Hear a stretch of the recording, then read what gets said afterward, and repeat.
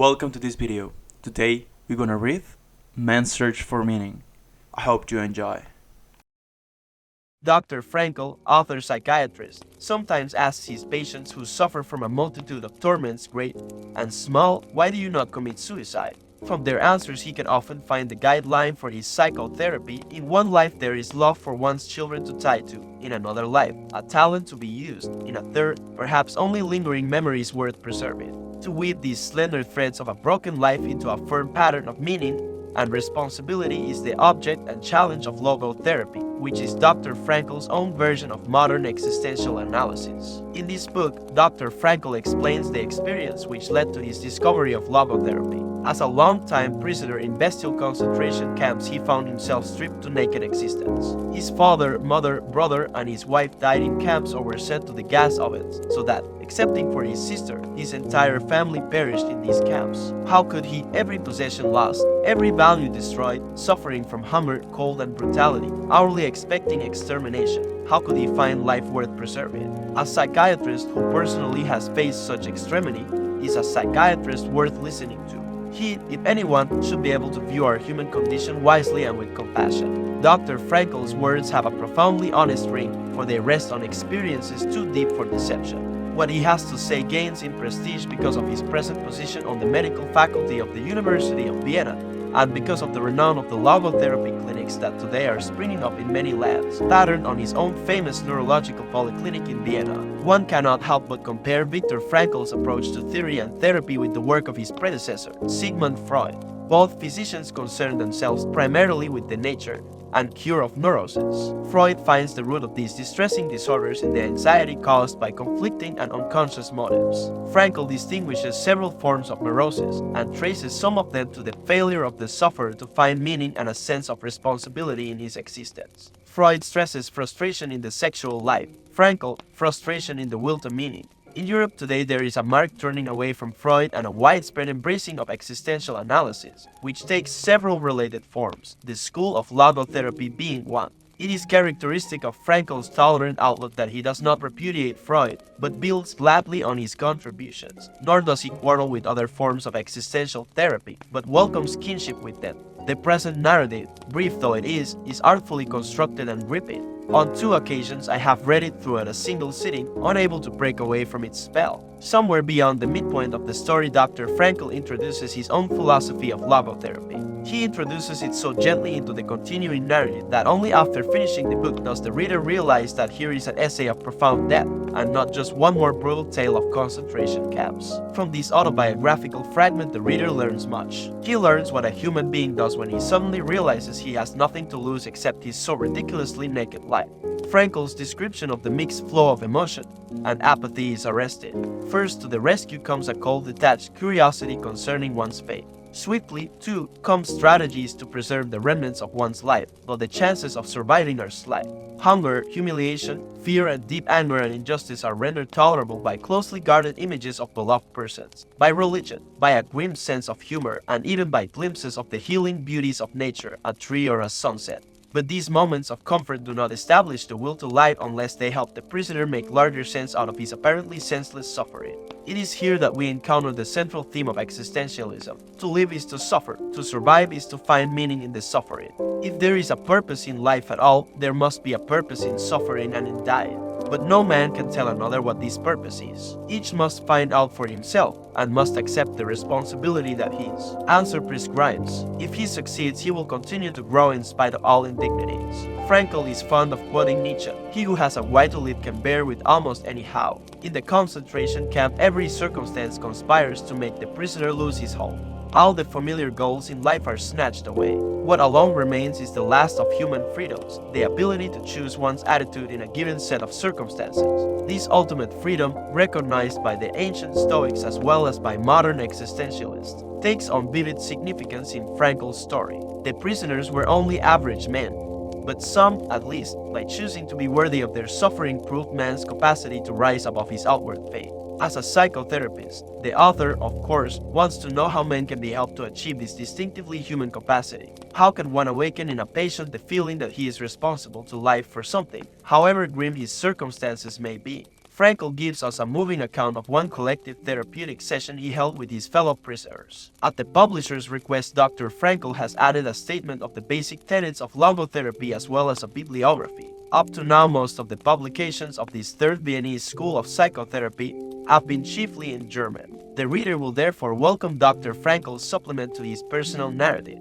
Unlike many European existentialists, Frankl is neither pessimistic nor anti-religious. On the contrary, for a writer who faces fully the ubiquity of suffering and the forces of evil, he takes a surprisingly hopeful view of man's capacity to transcend his predicament and discover an adequate guiding truth. I recommend this little book heartily, for it is a gem of dramatic narrative focused upon the deepest of human problems. It has literary and philosophical merit, and provides a compelling introduction to the most significant psychological movement of our day, Gordon W. Allport. Gordon W. Allport, formerly a professor of psychology at Harvard University, was one of the foremost writers and teachers in the field in this hemisphere. He was author of a large number of original works on psychology and was the editor of the Journal of Abnormal and Social Psychology. It is chiefly through the pioneering work of Professor Allport that Dr. Frankl's momentous theory was introduced to this country. Moreover, it is to his credit that the interest shown here in logotherapy is growing by leaps and bounds. Preface to the 1992 edition.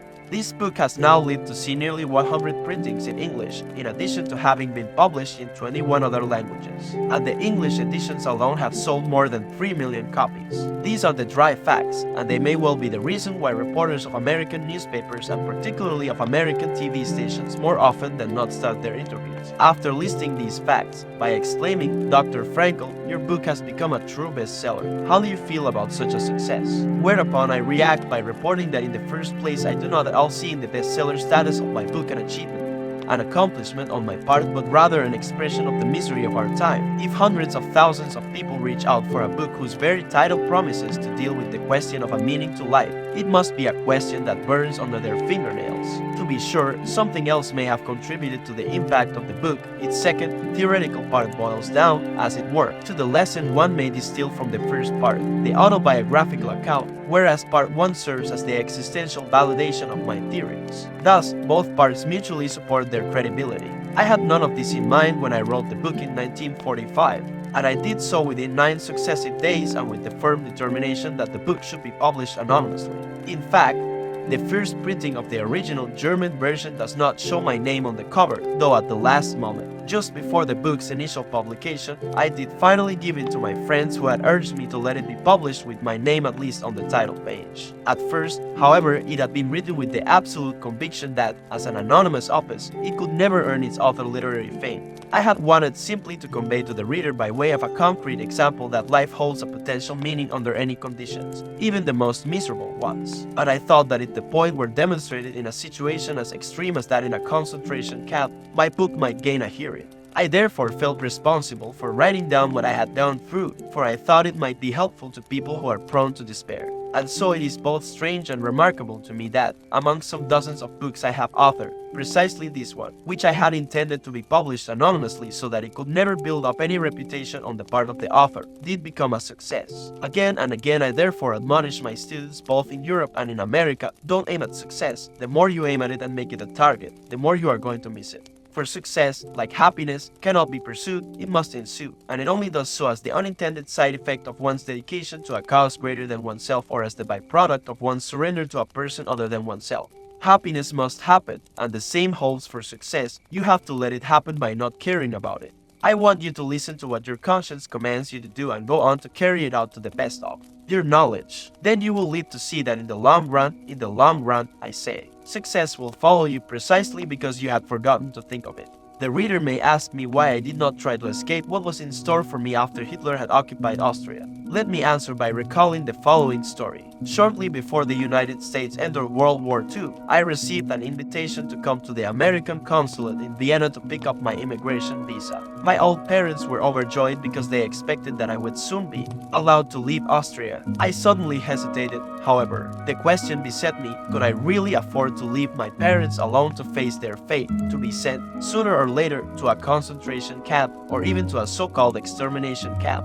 Where did my responsibility lie? Should I foster my brainchild, logotherapy, by emigrating to fertile soil where I could write my books? Or should I concentrate on my duties as a real child, the child of my parents who had to do whatever he could to protect them? I pondered the problem this way, and that but could not arrive at a solution. This was the type of dilemma that made one wish for a hint from heaven, as the phrase goes. It was then that I noticed a piece of marble lying on a table at home. When I asked my father about it, he explained that he had found it on the site where the National Socialists had burned down the largest Viennese synagogue. He had taken the piece home because it was a part of the tablets on which the 10 Commandments were inscribed. One gilded Hebrew letter was engraved on the piece. My father explained that this letter stood for one of the commandments. Eagerly I asked, "Which one is it?" He answered, "Honor thy father and thy mother, that thy days may be long upon the land." At that moment I decided to stay with my father and my mother upon the land and to let the American visa lapse. Viktor E. Frankl, Vienna, 1992. Part 1. Experiences in a concentration camp.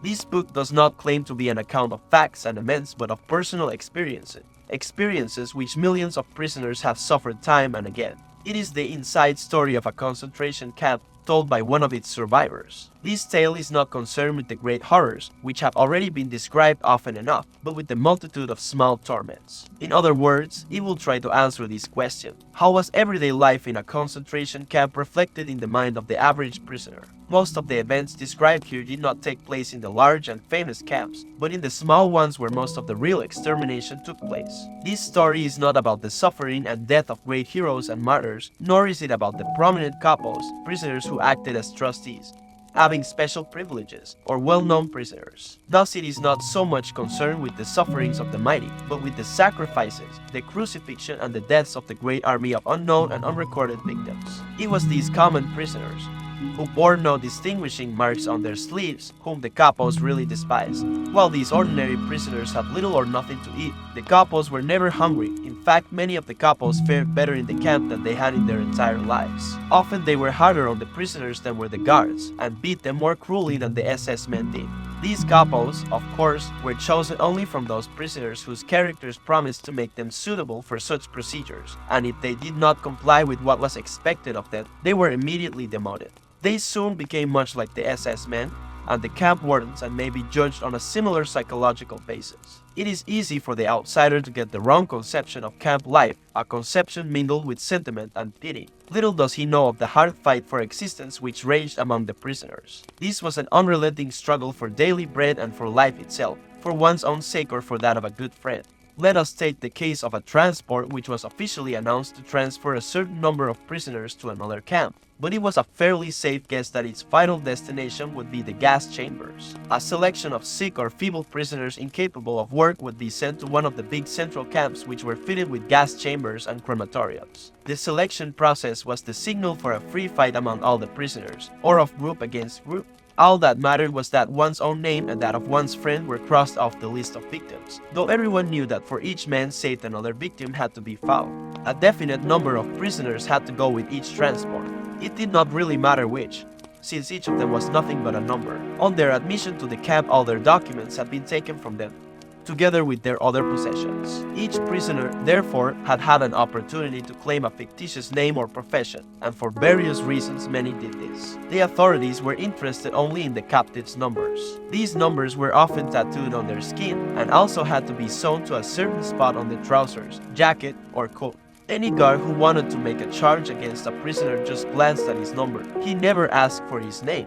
To return to the convoy about to depart, there was neither time nor desire to consider moral or ethical issues. Every man was controlled by one thought only: to keep himself alive for the family waiting for him at home and to save his friends. With no hesitation, therefore, he would arrange for another prisoner, another number, to take his place in the transport. As I have already mentioned, the process of selecting capos was a negative one. Only the most brutal of the prisoners were chosen for this job. But apart from the selection of capos, which was undertaken by the SS, there was a sort of self-selecting process going on the whole time among all of the prisoners. On the average, only those prisoners could keep alive who, after years of trekking from camp to camp, had lost all scruples in their fight for existence. They were prepared to use every means, honest and otherwise, even brutal force, death, and betrayal of their friends in order to save themselves. We who have come back, by the aid of many lucky chances or miracles, whatever one may choose to call them, we know the best of us did not return. Many factual accounts about concentration camps are already on record. Here, facts will be significant only as far as they are part of a man's experiences. It is the exact nature of these experiences that the following essay will attempt to describe. For those who have been inmates in a camp, it will attempt to explain their experiences in the light of present-day knowledge. And for those who have never been inside, it may help them to comprehend, and above all to understand, the experiences of that only too small percentage of prisoners who survived and who now find life very difficult. These former prisoners often say, "We dislike talking about our experiences." No explanations are needed for those who have been inside, and the others will understand neither how we felt then nor how we feel now. To attempt a methodical presentation of the subject is very difficult, as psychology requires a certain scientific detachment. But does a man who makes his observations while he himself is a prisoner possess the necessary detachment? Such detachment is granted to the outsider, but he is too far removed to make any statements of real value. Only the man inside knows. His judgments may not be objective, his evaluations may be out of proportion. This is inevitable. An attempt must be made to avoid any personal bias, and that is the real difficulty of a book of this kind. At times it will be necessary to have the courage to tell of very intimate experiences. I had intended to write this book anonymously, using my prison number only. But when the manuscript was completed, I saw that as an anonymous publication it would lose half its value, and that I must have the courage to state my convictions openly. I therefore refrained from deleting any of the passages, in spite of an intense dislike of exhibitionism. I shall leave it to others to distill the contents of this book into dry theories. These might become a contribution to the psychology of prison life, which was investigated after the First World War and which acquainted us with the syndrome of barbed wire sickness. We are indebted to the Second World War for enriching our knowledge of the psychopathology of the masses, for the war gave us the war of nerves and it gave us the concentration camp. As this story is about my experiences as an ordinary prisoner, it is important that I mention, not without pride, that I was not employed as a psychiatrist in camp or even as a doctor except for the last few weeks. A few of my colleagues were lucky enough to be employed in poorly heated first aid posts applying bandages made of scraps of waste paper. But I was number 119,104 and most of the time I was digging and laying tracks for railway lines. At one time, my job was to dig a tunnel without help for a water main under a road. This feat did not go unrewarded. Just before Christmas 1944, I was presented with a gift of so-called premium coupons. These were issued by the construction firm to which we were practically sold as slaves. The firm paid the camp authorities a fixed price per day per prisoner. The coupons cost the firm 50 pfennigs each and could be exchanged for 6 cigarettes, often weeks later, although they sometimes lost their validity. I became the proud owner of a token worth 12 cigarettes. But more important, the cigarettes could be exchanged for 12 soups, and 12 soups were often a very real respite from starvation. The privilege of actually smoking cigarettes was reserved for the capo, who had his assured quota of weekly coupons, or possibly for a prisoner who worked as a foreman in a warehouse or workshop and received a few cigarettes in exchange for doing dangerous jobs. The only exceptions to this were those who had lost the will to live and wanted to enjoy their last days. Thus, when we saw a comrade smoking his own cigarettes, we knew he had given up faith in his strength to carry on, and, once lost, the will to live seldom returned. When one examines the vast amount of material which has been amassed as the result of many prisoners' observations and experiences, 3 phases of the inmate's mental reactions to camp life become apparent. The period following his admission, the period when he is well entrenched in camp routine, and the period following his release and liberation. The symptom that characterizes the first phase is shock. Under certain conditions, shock may even precede the prisoner's formal admission to the camp. I shall give as an example the circumstances of my own admission. 1,500 persons had been traveling by train for several days and nights. There were 80 people in each coach. All had to lie on top of their luggage, the few remnants of their personal possessions. The carriages were so full that only the top parts of the windows were free to let in the gray of dawn. Everyone expected the train to head for some munitions factory in which we would be employed as forced labor. We did not know whether we were still in Silesia or already in Poland. The engine's whistle had an uncanny sound, like a cry for help sent out in commiseration for for the unhappy load which was destined to lead into perdition. Then the train shunted, obviously nearing a main station. Suddenly a cry broke from the ranks of the anxious passengers. There is a sign, Auschwitz. Everyone's heart missed a beat at that moment. Auschwitz, the very name stood for all that was horrible: gas chambers, crematoriums, massacres. Slowly, almost hesitatingly, the train moved on as if it wanted to spare its passengers the dreadful realization as long as possible. Auschwitz. With the progressive dawn, the outlines of an immense camp became visible: long stretches of several rows of barbed wire fences, watchtowers, searchlights, and long columns of ragged human figures, gray in the grayness of dawn, trekking along the straight, desolate roads. To what destination we did not know. There were isolated shouts and whistles of command. We did not know their meaning. My imagination led me to see gallows with people dangling on them. I was horrified.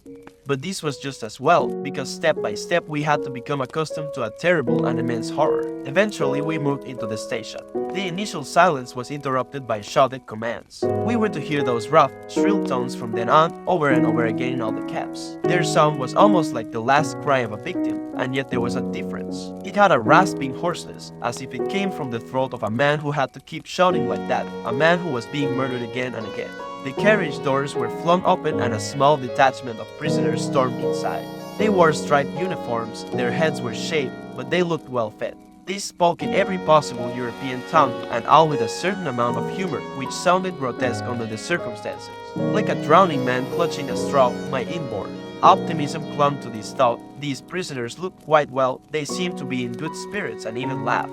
Who knows? I might manage to share their favorable position. In psychiatry, there is a certain condition known as delusion of reprieve.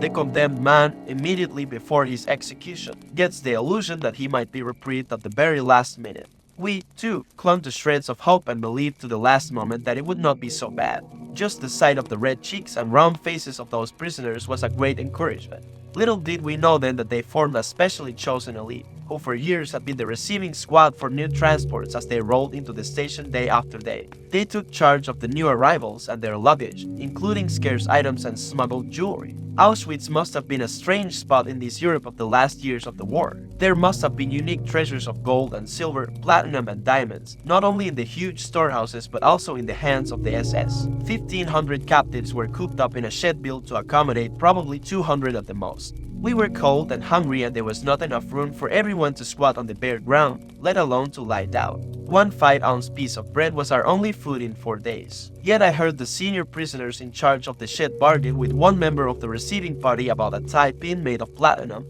and diamonds. Most of the profits would eventually be traded for liquor, schnapps. I do not remember anymore just how many thousands of marks were needed to purchase the quantity of schnapps required for a gay evening. But I do know that those long-term prisoners needed schnapps. Under such conditions, who could blame them for trying to dope themselves? There was another group of prisoners who got liquor supplied in almost unlimited quantities by the SS. These were the men who were employed in the gas chambers and crematoriums, and who knew very well that one day they would be relieved by a new shift of men, and that they would have to leave their enforced role of executioner and become victims themselves. Nearly everyone in our transport lived under the illusion that he would be reprieved, that everything would yet be well. We did not realize the meaning behind the scene that was to follow presently. We were told to leave our luggage in the train and to fall into 2 lines, women on one side, men on the other, in order to file past a senior SS officer. Surprisingly enough, I had the courage to hide my haversack under my coat. My line filed past the officer, man by man. I realized that it would be dangerous if the officer spotted my bag. He would at least knock me down. I knew that from previous experience. Instinctively, I straightened on approaching the officer so that he would not notice my heavy load. Then I was face to face with him. He was a tall man who looked slim and fit in his spotless uniform. What a contrast to us, who were untidy and grimy after our long journey. He had assumed an attitude of careless ease, supporting his right elbow with his left hand. His right hand was lifted, and with the forefinger of that hand he pointed very leisurely to the right or to the left. None of us had the slightest idea of the sinister meaning behind that little movement of a man's finger pointing now to the right and now to the left, but far more frequently to the left. It was my turn. Somebody whispered to me that to be sent to the right side would mean work, the way to the left being for the sick and those incapable of work, who would be sent to a special cab. I just waited for things to take their course, the first of many such times to come. My haversack weighed me down a bit to the left, but I made an effort to walk upright. The SS man looked me over, appeared to hesitate, then put both his hands on my shoulders. I tried very hard to look smart, and he turned my shoulders very slowly until I faced right, and I moved over to that side. The significance of the finger game was explained to us in the evening. It was the first selection, the first verdict made on our existence or non-existence. For the great majority of our transport, about 90%, it meant death. Their sentence was carried out within the next few hours. Those who were sent to the left were marched from the station straight to the crematorium. This building, as I was told by someone who worked there, had the word bath written over its doors in several European languages. On entering, each prisoner was handed a piece of soap, and then, but mercifully I do not need to describe the events which followed. Many accounts have been written about this horror. We who were saved, the minority of our transport, found out the truth in the evening. I inquired from prisoners who had been there for some time where my colleague and friend P had been sent. Was he sent to the left side? Yes, I replied. Then you can see him there, I was told. Where? A hand pointed to the chimney a few hundred yards off, which was sending a column of flame up into the gray sky of Poland. It dissolved into a sinister cloud of smoke. That's where your friend is, floating up to heaven, was the answer. But I still did not understand until the truth was explained to me in plain words. But I am telling things out of their turn. From a psychological point of view, we had a long way in front of us from the break of that dawn at the station until our first night's rest at the camp. Escorted by SS guards with loaded guns, we were made to run from the station, past electrically charged barbed wire through the camp to the cleansing station. For those of us who had passed the first selection, this was a real bath. Again, our illusion of reprieve found confirmation. The SS men seemed almost charming. Soon we found out their reason.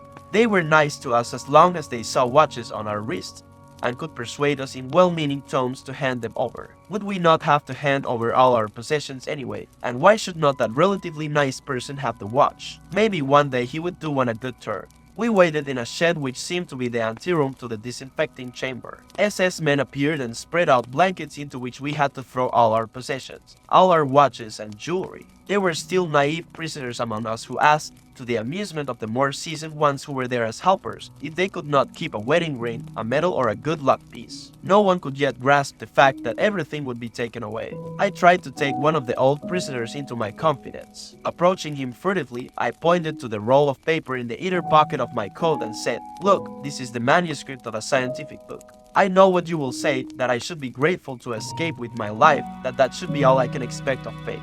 But I cannot help myself. I must keep this manuscript at all costs. It contains my life's work. Do you understand that?" Yes, he was beginning to understand. A grin spread slowly over his face. First piteous, then more amused, mocking, insulting, until he bellowed one word at me in answer to my question. A word that was ever present in the vocabulary of the camp inmates: shit. At that moment I saw the plain truth and did what marked the culminating point of the first phase of my psychological reaction. I struck out my whole former life. Suddenly there was a stir among my fellow travelers, who had been standing about with pale, frightened faces, helplessly debating. Again we heard the hoarsely shouted commands. We were driven with blows into the immediate anteroom of the bath. There we assembled around an SS man, who waited until we had all arrived. Then he said, "I will give you 2 minutes, and I shall time you by my watch. In these 2 minutes you will get fully undressed and drop everything on the floor where you are standing. You will take nothing with you except your shoes, your belt or suspenders, and possibly a truss." I am starting to count now. With unthinkable haste, people tore off their clothes. As the time grew shorter, they became increasingly nervous and pulled clumsily at their underwear, belts, and shoelaces. Then we heard the first sounds of whipping, leather straps beating down on naked bodies. Next, we were herded into another room to be shaved. Not only our heads were short, but not a hair was left on our entire bodies. Then onto the showers, where we lined up again. We hardly recognized each other, but with great relief some people noted that real water dripped from the sprays. While we were waiting for the shower, our nakedness was brought home to us. We really had nothing now except our bare bodies. Even minus hair, all we possessed, literally, was our naked existence. What else remained for us as a material link with our former lives? For me, they were my glasses and my belt. The latter I had to exchange later on for a piece of bread. There was an extra bit of excitement in store for the owners of trusses. In the evening, the senior prisoner in charge of our hut welcomed us with a speech in which he gave us his word of honor that he would hand. Personally, from that beam, he pointed to it, any person who had sewn money or precious stones into his truss. Proudly, he explained that as a senior inhabitant, the camp laws entitled him to do so. Where our shoes were concerned, matters were not so simple. Although we were supposed to keep them, those who had fairly decent pairs had to give them up after all and were given in exchange shoes that did not fit. In for real trouble were those prisoners who had followed the apparently well-meant advice of the senior prisoners and had shortened their jackboots by cutting the tops off, then smearing soap on the cut edges to hide the sabotage. The SS men seemed to have waited for just that. All suspected of this crime had to go into a small adjoining room. After a time, we again heard the lashings of the strap and the screams of tortured men. This time it lasted for quite a while. Thus the illusions some of us still held were destroyed one by one, and then, quite unexpectedly, most of us were overcome by a grim sense of humor. We knew that we had nothing to lose except our so ridiculously naked lives. When the showers started to run, we all tried very hard to make fun, both about ourselves and about each other. After all, real water did flow from the sprays. Apart from that strange kind of humor, another sensation seized us: curiosity. I have experienced this kind of curiosity before as a fundamental reaction towards certain strange circumstances. When my life was once endangered by a climbing accident, I felt only one sensation at the critical moment: curiosity. Curiosity as to whether I should come out of it alive or with a fractured skull or some other injuries. Cold curiosity predominated even in Auschwitz, somehow detaching the mind from its surroundings, which came to be regarded with a kind of objectivity. At that time, one cultivated this state of mind as a means of protection. We were anxious to know what would happen next and what would be the consequence, for example, of our standing in the open air in the chill of late autumn, stark naked and still wet from the showers. In the next few days, our curiosity evolved into surprise that we did not catch cold. There were many similar surprises in store for new arrivals. The medical men among us learned first of all, textbooks tell lies. Somewhere it is said that man cannot exist without sleep for more than a stated number of hours. Quite wrong. I had been convinced that there were certain things I just could not do. I could not sleep without this, or I could not live with that or the other. The first night in Auschwitz, we slept in beds which were constructed in tiers. On each tier slept 9 men, directly on the boards. 2 blankets were shared by each 9 men. We could, of course, lie only on our sides, crowded and huddled against each other, which had some advantages because of the bitter cold, though it was forbidden to take shoes up to the bunks. Some people did use them secretly as pillows in spite of the fact that they were caked with mud. Otherwise, one's head had to rest on the crook of an almost dislocated arm. And yet sleep came and brought oblivion and relief from pain for a few hours. I would like to mention a few similar surprises on how much we could endure. We were unable to clean our teeth, and yet, in spite of that and a severe vitamin deficiency, we had healthier gums than ever before. We had to wear the same shirts for half a year until they had lost all appearance of being shirts. For days we were unable to wash, even partially, because of frozen water pipes, and yet the sores and abrasions on hands which were dirty from work in the soil did not subdue. Or for instance, a light sleeper who used to be disturbed by the slightest noise in the next room now found himself lying pressed against a comrade who snored loudly a few inches from his ear, and yet slept quite soundly through the noise. If someone now asks of us the truth of Dostoevsky's statement that flatly defines man as a being who can get used to anything, we would reply, yes, a man can get used to anything. But do not ask us how. But our psychological investigations have not taken us that far yet, neither have we prisoners reached that point. We were still in the first phase of our psychological reactions. The thought of suicide was entertained by nearly everyone, if only for a brief time. It was born of the hopelessness of the situation, the constant danger of death looming over us daily and hourly, and the closeness of the death suffered by many of the others. From personal convictions which will be mentioned later, I made myself a firm promise on my first evening in camp that I would not run into the wire. This was a phrase used in camp to describe the most popular method of suicide, touching the electrically charged barbed wire fence. It was not entirely difficult for me to make this decision. There was little point in committing suicide since, for the average inmate, life expectation, calculating objectively and counting all likely chances, was very poor. He could not with any assurance expect to be among the small percentage of men who survived all the selections. The prisoner of Auschwitz, in the first phase of shock, did not fear death. Even the gas chambers lost their horrors for him after the first few days. After all, they spared him the act of committing suicide. Friends whom I have met later have told me that I was not one of those whom the shock of admission greatly depressed. I only smiled, and quite sincerely, when the following episode occurred the morning after our first night in Auschwitz. In spite of strict orders not to leave our blocks, a colleague of mine, who had arrived in Auschwitz several weeks previously, smuggled himself into our hut. He wanted to come and comfort us and tell us a few things. He had become so thin that at first we did not recognize him. With a show of good humor and a devil-may-care attitude, he gave us a few hurried tips. Don't be afraid. Don't fear the selections. Dr. N has a soft spot for doctors. But one thing I beg of you, he continued, shave daily if at all possible. Even if you have to use a piece of glass to do it. Even if you have to give your last piece of bread for it. You will look younger and the scraping will make your cheeks look ruddier. If you want to stay alive, there is only one way, look fit for work. If you even limp, because, let us say, you have a small blister on your heel and an SS man spots this, he will wave you aside and the next day you are sure to be gassed. Do you know what we mean by a Muslim? A man who looks miserable, down and out, sick and emaciated, and who cannot manage hard physical labor any longer. That is a Muslim. Sooner or later, usually sooner, every Muslim goes to the gas chambers. Therefore, remember, shave, stand and walk smartly. Then you need not be afraid of gas. All of you standing here, even if you have only been here 24 hours, you need not fear gas, except perhaps you. And then he pointed to me and said, I hope you don't mind my telling you frankly. To the others he repeated, of all of you he is the only one who must fear the next selection. So, don't worry. And I smiled.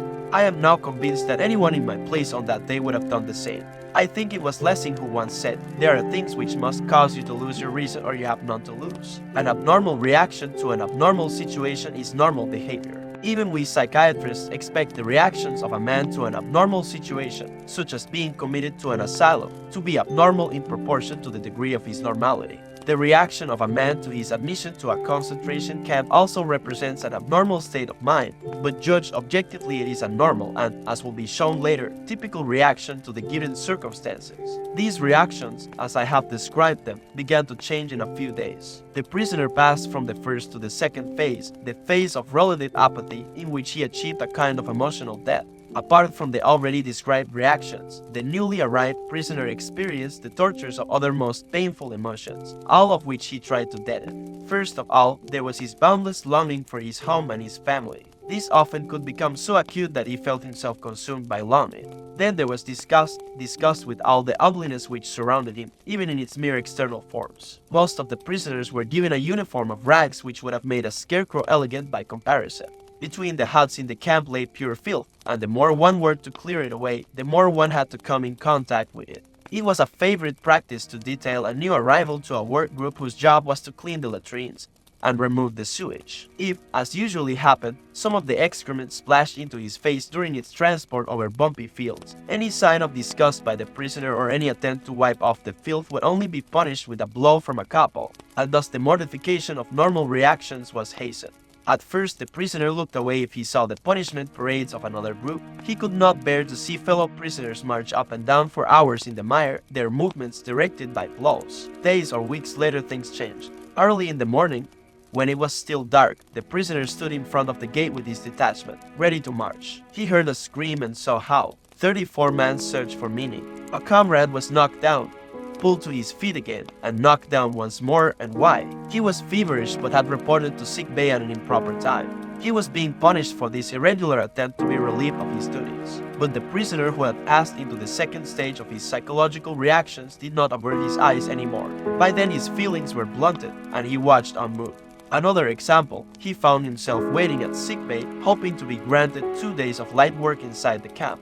Because of injuries or perhaps edema or fever, he stood unmoved while a 12-year-old boy was carried in who had been forced to stand at attention for hours in the snow or to work outside with bare feet because there were no shoes for him in the camp. His toes had become frostbitten, and the doctor on duty picked off the black gangrenous stumps with tweezers, one by one. Disgust, horror, and pity are emotions that our spectator could not really feel anymore. The sufferers, the dying, and the dead became such commonplace sights to him after a few weeks of camp life that they could not move him anymore. I spent some time in a hut for typhus patients who ran very high temperatures and were often delirious, many of them moribund. After one of them had just died, I watched without any emotional upset the scene that followed, which was repeated over and over again with each death. One by one the prisoners approached the still warm body.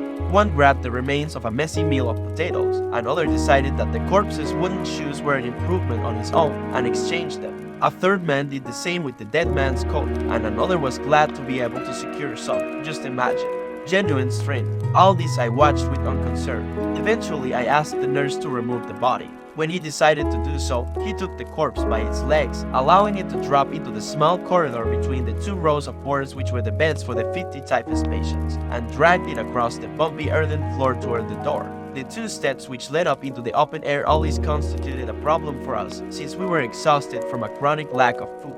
After a few months staying in the camp, we could not walk up those steps, which were each about 6 inches high, without putting our hands on the door jambs to pull ourselves up. The man with the corpse approached the steps. Wearily, he dragged himself up.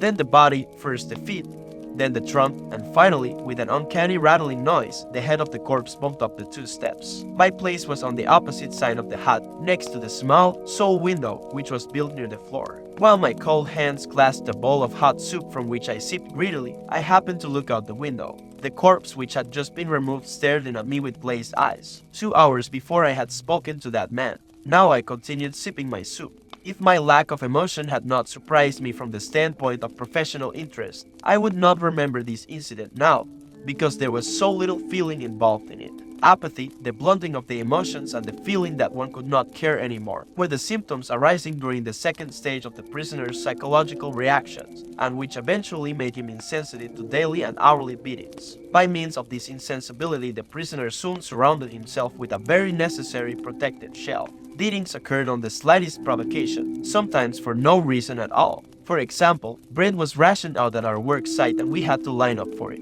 Once, the man behind me stood off a little to one side and that lack of symmetry displeased the SS guard. I did not know what was going on in the line behind me, nor in the mind of the SS guard, but suddenly I received 2 sharp blows on my head. Only then did I spot the guard at my side who was using his stick.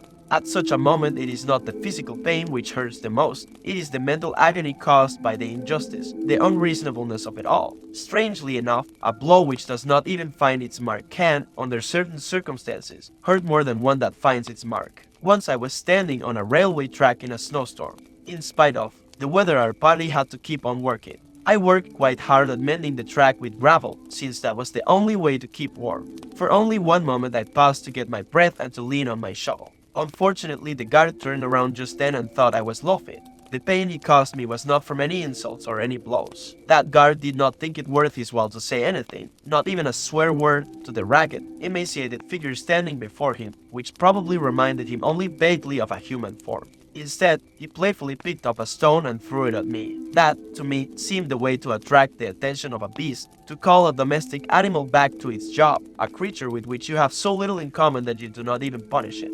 The most painful part of beatings is the insult which they imply. At one time, we had to carry some long, heavy girders over icy tracks. If one man slipped, he endangered not only himself but all the others who carried the same girder. An old friend of mine had a congenitally dislocated hip. He was glad to be capable of working in spite of it, since the physically disabled were almost certainly sent to death when a selection took place. He limped over the track with an especially heavy girder and seemed about to fall and drag the others with it. As yet, I was not carrying a girder, so I jumped to his assistance without stopping to think. I was immediately hit on the back, rudely reprimanded, and ordered to return to my place. A few minutes previously, the same guard who struck me had told us deprecatingly that we pigs lacked the spirit of comradeship. Another time, in a forest, with the temperature at 2 degrees, we began to dig up the topsoil, which was frozen hard, in order to lay water pipes. By then I had grown rather weak physically. Along came a foreman with chubby rosy cheeks. His face definitely reminded me of a pig's head. I noticed that he wore lovely warm gloves in that bitter cold. For a time he watched me silently. I felt that trouble was brewing, for in front of me lay the mound of earth which showed exactly how much I had dug. Then he began, "You pig, I have been watching you the whole time. I'll teach you to work yet. Wait till you dig dirt with your teeth, you'll die like an animal. In 2 days I'll finish you off. You've never done a stroke of work in your life. What were you, swine? A businessman." I was past caring, but I had to take his threat of killing me seriously, so I straightened up and looked him directly in the eye. I was a doctor, a specialist. What? A doctor? I bet you got a lot of money out of people. As it happens, I did most of my work for no money at all in clinics for the poor. But now I had said too much. He threw himself on me and knocked me down, shouting like a madman. I can no longer remember what he shouted. I want to show with this apparently trivial story that there are moments when indignation can rouse even a seemingly hardened prisoner. Indignation not about cruelty or pain, but about the insult connected with it. That time blood rushed to my head because I had to listen to a man judge my life who had so little idea of it. A man who looked so vulgar and brutal that the nurse in the outpatient ward in my hospital would not even have admitted him to the waiting room. Fortunately, the capo in my working party was obligated to me. He had taken a liking to me because I listened to his love stories and matrimonial troubles, which he poured out during the long marches to our work site. I had made an impression on him with my diagnosis of his character and with my psychotherapeutic advice. After that, he was grateful, and this had already been of value to me. On several previous occasions, he had reserved a place for me next to him in one of the first 5 rows of our detachment, which usually consisted of 280 men. That favor was important. We had to line up early in the morning while it was still dark. Everybody was afraid of being late and of having to stand in the back rows. If men were required for an unpleasant and disliked job, the senior couple appeared and usually collected the men he needed from the back rows. These men had to march away to another, especially dreaded kind of work under the command of strange guards. Occasionally, the senior couple chose men from the first 5 rows just to catch those who tried to be clever. All protests and entreaties were silenced by a few well-aimed kicks, and the chosen victims were chased to the meeting place with shouts and blows. However, as long as my couple felt the need of pouring out his heart, this could not happen to me. I had a guaranteed place of honor next to him. But there was another advantage, too. Like nearly all the camp inmates, I was suffering from edema. My legs were so swollen and the skin on them so tightly stretched that I could scarcely bend my knees. I had to leave my shoes unlaced in order to make them fit my swollen feet. There would not have been space for socks even if I had had any. So my partly bare feet were always wet and my shoes always full of snow. This, of course, caused frostbite and chilblains. Every single step became real torture. Clumps of ice formed on our shoes during our marches over snow-covered fields. Over and again men slipped and those following behind stumbled on top of them. Then the column would stop for a moment, but not for long. One of the guards soon took action and worked over the men with the butt of his rifle to make them get up quickly. The more to the front of the column you were, the less often you were disturbed by having to stop and then to make up for lost time by running on your painful feet. I was very happy to be the personally appointed physician to His Honor the Capo and to march in the first row at an even pace. As an additional payment for my services, I could be sure that as long as soup was being dealt out at lunchtime at our work site, he would, when my turn came, dip the ladle right to the bottom of the bath and fish out a few peas. This Capo, a former army officer, even had the courage to whisper to the foreman, whom I had quarreled with, that he knew me to be an unusually good worker. That didn't help matters, but he nevertheless managed to save my life. The day after the episode with the foreman, he smuggled me into another work party. There were foremen who felt sorry for us and who did their best to ease our situation, at least at the building site. But even they kept on reminding us that an ordinary laborer did several times as much work as we did, and in a shorter time. But they did see reason if they were told that a normal workman did not live on 10 minutes 1 divided by 2 ounces of bread and 1¾ pints of thin soup per day. That a normal laborer did not live under the mental stress we had to submit to. Not having news of our families, who had either been sent to another camp or gassed right away. That a normal workman was not threatened by death continuously, daily and hourly. I even allowed myself to say once to a kindly foreman, if you could learn from me how to do a brain operation in as short a time as I am learning this road work from you, I would have great respect for you. And he grinned. I shall never forget how I was roused one night by the groans of a fellow prisoner who threw himself about in his sleep, obviously having a horrible nightmare. Since I had always been especially sorry for people who suffered from fearful dreams or delirium, I wanted to wake the poor man. Suddenly, I drew back the hand which was ready to shake him, frightened at the thing I was about to do. At that moment, I became intensely conscious of the fact that no dream, no matter how horrible, could be as bad as the reality of the camp which surrounded us and to which I was about to recall him. Apathy, the main symptom of the second phase, was a necessary mechanism of self-defense. Reality dimmed, and all efforts and all emotions were centered on one task, preserving one's own life and that of the other fellow. It was typical to hear the prisoners, while they were being herded back to camp from their work sites in the evening, sigh with relief and say, well, another day is over. It can be readily understood that such a state of strain, coupled with the constant necessity of concentrating on the task of staying alive, forced the prisoner's inner life down to a primitive level. Several of my colleagues in camp who were trained in psychoanalysis often spoke of a regression in the camp inmate, a retreat to a more primitive form of mental life. His wishes and desires became obvious in his dreams. What did the prisoner dream about most frequently? Of bread, cake, cigarettes, and nice warm baths. The lack of having these simple desires satisfied led him to seek wish fulfillment in dreams. Whether these dreams did any good is another matter. The dreamer had to wake from them to the reality of camp life and to the terrible contrast between that and his dream illusions. Because of the high degree of undernourishment which the prisoners suffered, it was natural that the desire for food was the major primitive instinct around which mental life centered.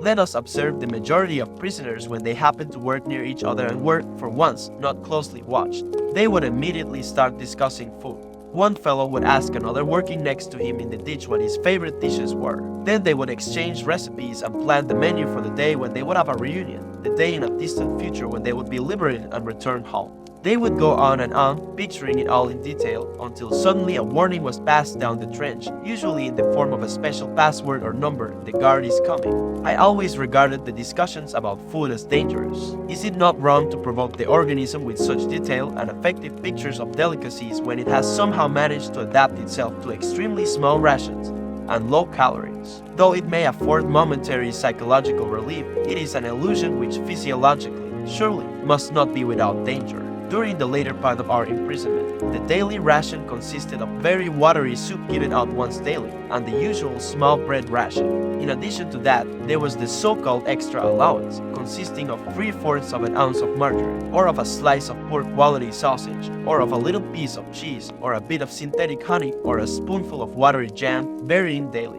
In calories, this diet was absolutely inadequate, especially taking into consideration our heavy manual work and our constant exposure to the cold in inadequate clothing. The sick who were under special care, that is, those who were allowed to lie in the huts instead of leaving the camp for work, were even worse off.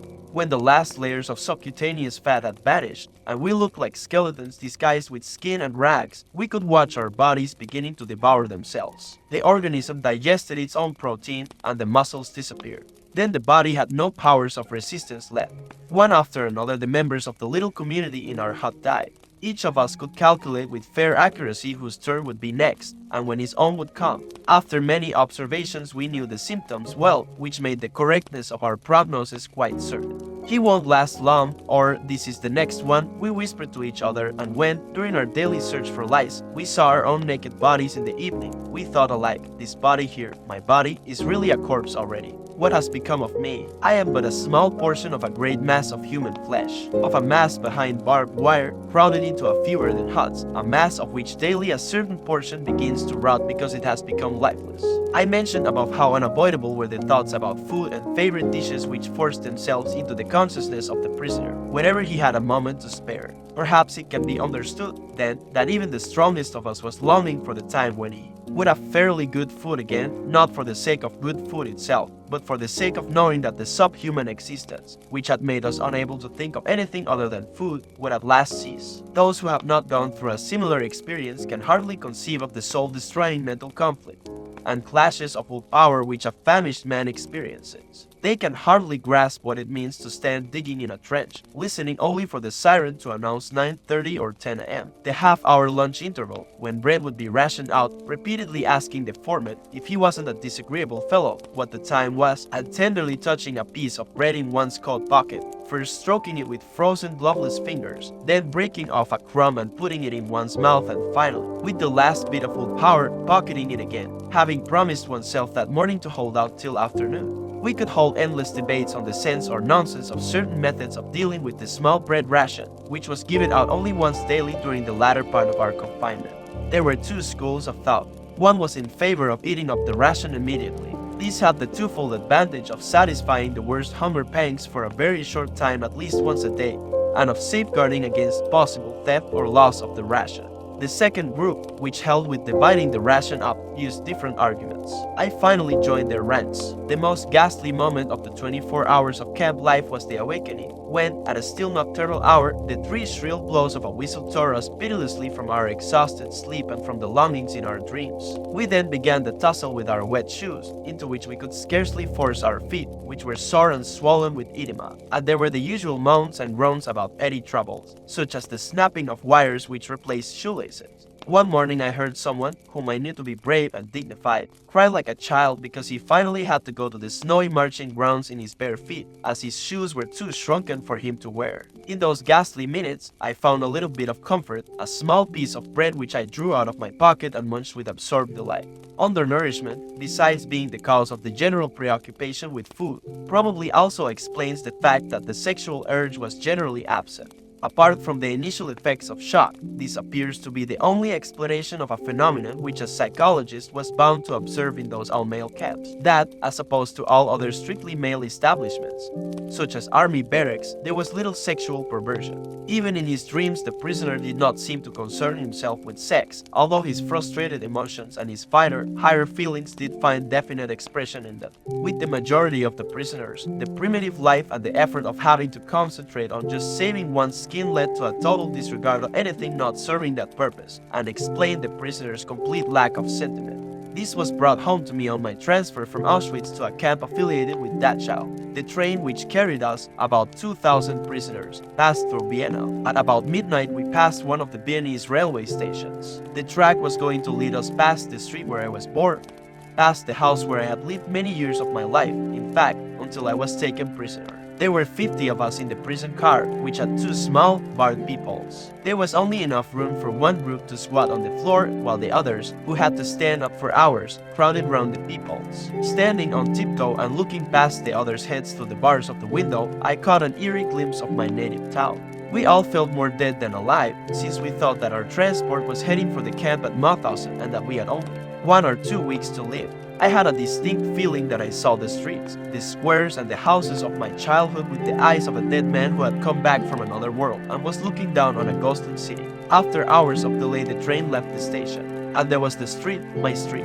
The young lads who had a number of years of camp life behind them and for whom such a journey was a great event stared attentively through the peephole. I began to beg them, to entreat them, to let me stand in front for one moment only. I tried to explain how much a look through that window meant to me just then. My request was refused with rudeness and cynicism. You lived here all those years. Well, then you have seen quite enough already. In general, there was also a cultural hibernation in the camp. There were 2 exceptions to this: politics and religion. Politics were talked about everywhere in camp, almost continuously. The discussions were based chiefly on rumors, which were snapped up and passed around avidly. The rumors about the military situation were usually contradictory. They followed one another rapidly and succeeded only in making a contribution to the war of nerves that was waged in the minds of all the prisoners. Many times, hopes for a speedy end to the war, which had been fanned by optimistic rumors, were disappointed. Some men lost all hope, but it was the incorrigible optimists who were the most irritating companions. The religious interest of the prisoners, as far and as soon as it developed, was the most sincere imaginable. The depth and vigor of religious belief often surprised and moved a new arrival. Most impressive in this connection were improvised prayers or services in the corner of a hut or in the darkness of the locked cattle truck in which we were brought back from a distant work site, tired, hungry, and frozen in our ragged clothing. In the winter and spring of 1945, there was an outbreak of typhus which infected nearly all the prisoners. The mortality was great among the weak, who had to keep on with their hard work as long as they possibly could. The quarters for the sick were most inadequate. There were practically no medicines or attendants. Some of the symptoms of the disease were extremely disagreeable, an irrepressible aversion to even a scrap of food and terrible attacks of delirium. The worst case of delirium was suffered by a friend of mine who thought that he was dying and wanted to pray. In his delirium, he could not find the words to do so. To avoid these attacks of delirium, I tried, as did many of the others, to keep awake for most of the night. For hours I composed speeches in my mind. Eventually, I began to reconstruct the manuscript which I had lost in the disinfection chamber of Auschwitz, and scribbled the key words in shorthand on tiny scraps of paper. Occasionally, a scientific debate developed in camp. Once I witnessed something I had never seen, even in my normal life, although it lay somewhat near my own professional interests, a spiritualistic seance. I had been invited to attend by the camp's chief doctor, who knew that I was a specialist in psychiatry. The meeting took place in his small, private room in the sick quarters. A small circle had gathered, among them, quite illegally, the warrant officer from the sanitation squad. One man began to invoke the spirits with a kind of prayer. The camp's clerk sat in front of a blank sheet of paper without any conscious intention of writing. During the next 10 minutes, his pencil slowly drew lines across the paper, forming quite legibly via EV. It was asserted that the clerk had never learned Latin. and that he had never before heard the words Vivectis, woe to the vanquished. In my opinion, he must have heard them once in his life, without recollecting them, and they must have been available to the spirit at that time, a few months before our liberation and the end of the war. In spite of all the enforced physical and mental primitiveness of the life in a concentration camp, it was possible for spiritual life to deepen. Sensitive people who were used to a rich intellectual life may have suffered much pain, but the damage to their inner selves was less. They were able to retreat from their terrible surroundings to a life of inner riches and spiritual freedom. Only in this way can one explain the apparent paradox that some prisoners of a less hardy makeup often seem to survive camp life better than did those of a robust nature. In order to make myself clear, I am forced to fall back on personal experience. Let me tell what happened on those early mornings when we had to march to our work site. There were shouted commands: detachment, forward march, left 2 3 4, left 2 3 4, left 2 3 4, left 2 3 4, first man about, left and left and left and left. Caps off. These words sound in my ears even now. At the order caps off, we passed the gate of the camp and searchlights were trained upon us. Whoever did not march smartly got a kick. And worse off was the man who, because of the call, had pulled his cap back over his ears before permission was given. We stumbled on in the darkness, over big stones and through large puddles, along the one road leading from the camp. The accompanying guards kept shouting at us and driving us with the butts of their rifles. Anyone with very sore feet supported himself on his neighbor's arm. Hardly a word was spoken. The icy wind did not encourage talk. Hiding his mouth behind his upturned collar, the man marching next to me whispered suddenly, "If our wives could see us now. I do hope they are better off in their camps and don't know what is happening to us." That brought thoughts of my own wife to mind, and as we stumbled on for miles, slipping on icy spots, supporting each other time and again, dragging one another up and onward, nothing was said, but we both knew each of us was thinking of his wife.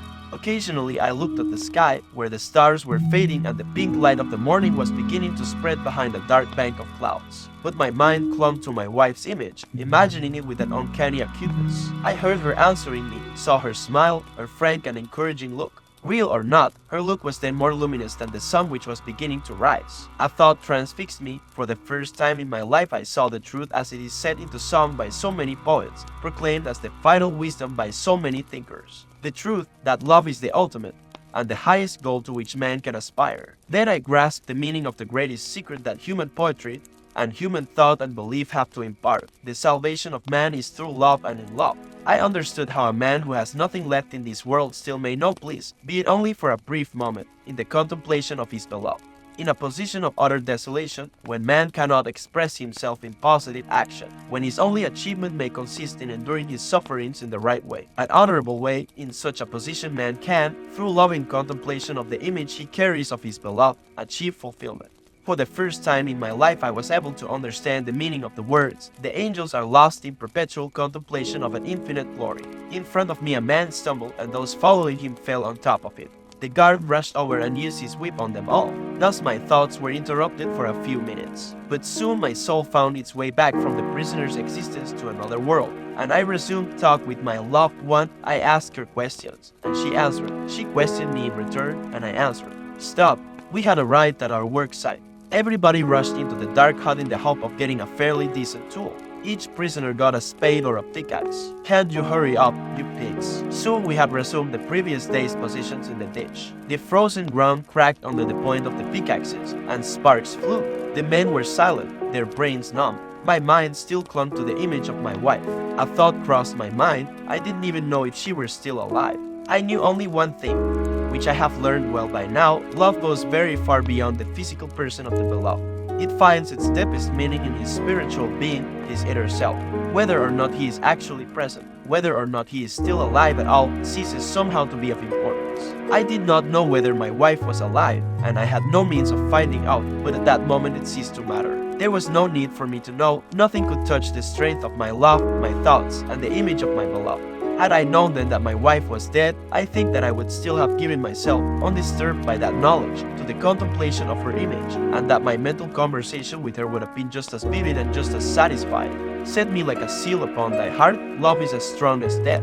This intensification of inner life helped the prisoner find a refuge from the emptiness, desolation, and spiritual poverty of his existence by letting him escape into the past. When given free rein, His imagination played with past events, often not important ones, but minor happenings and trifling things. His nostalgic memory glorified them and they assumed a strange character. Their world and their existence seemed very distant, and the spirit reached out for them longingly. In my mind, I took bus rides, unlocked the front door of my apartment, answered my telephone, switched on the electric lights. Our thoughts often cantered on such details, and these memories could move one to tears. As the inner life of the prisoner tended to become more intense, he also experienced the beauty of art and nature as never before. Under their influence, he sometimes even forgot his own frightful circumstances. If someone had seen our faces on the journey from Auschwitz to a Bavarian camp as we beheld the mountains of Salzburg with their summits glowing in the sunset through the little barred windows of the prison carriage, he would never have believed that those were the faces of men who had given up all hope of life and liberty.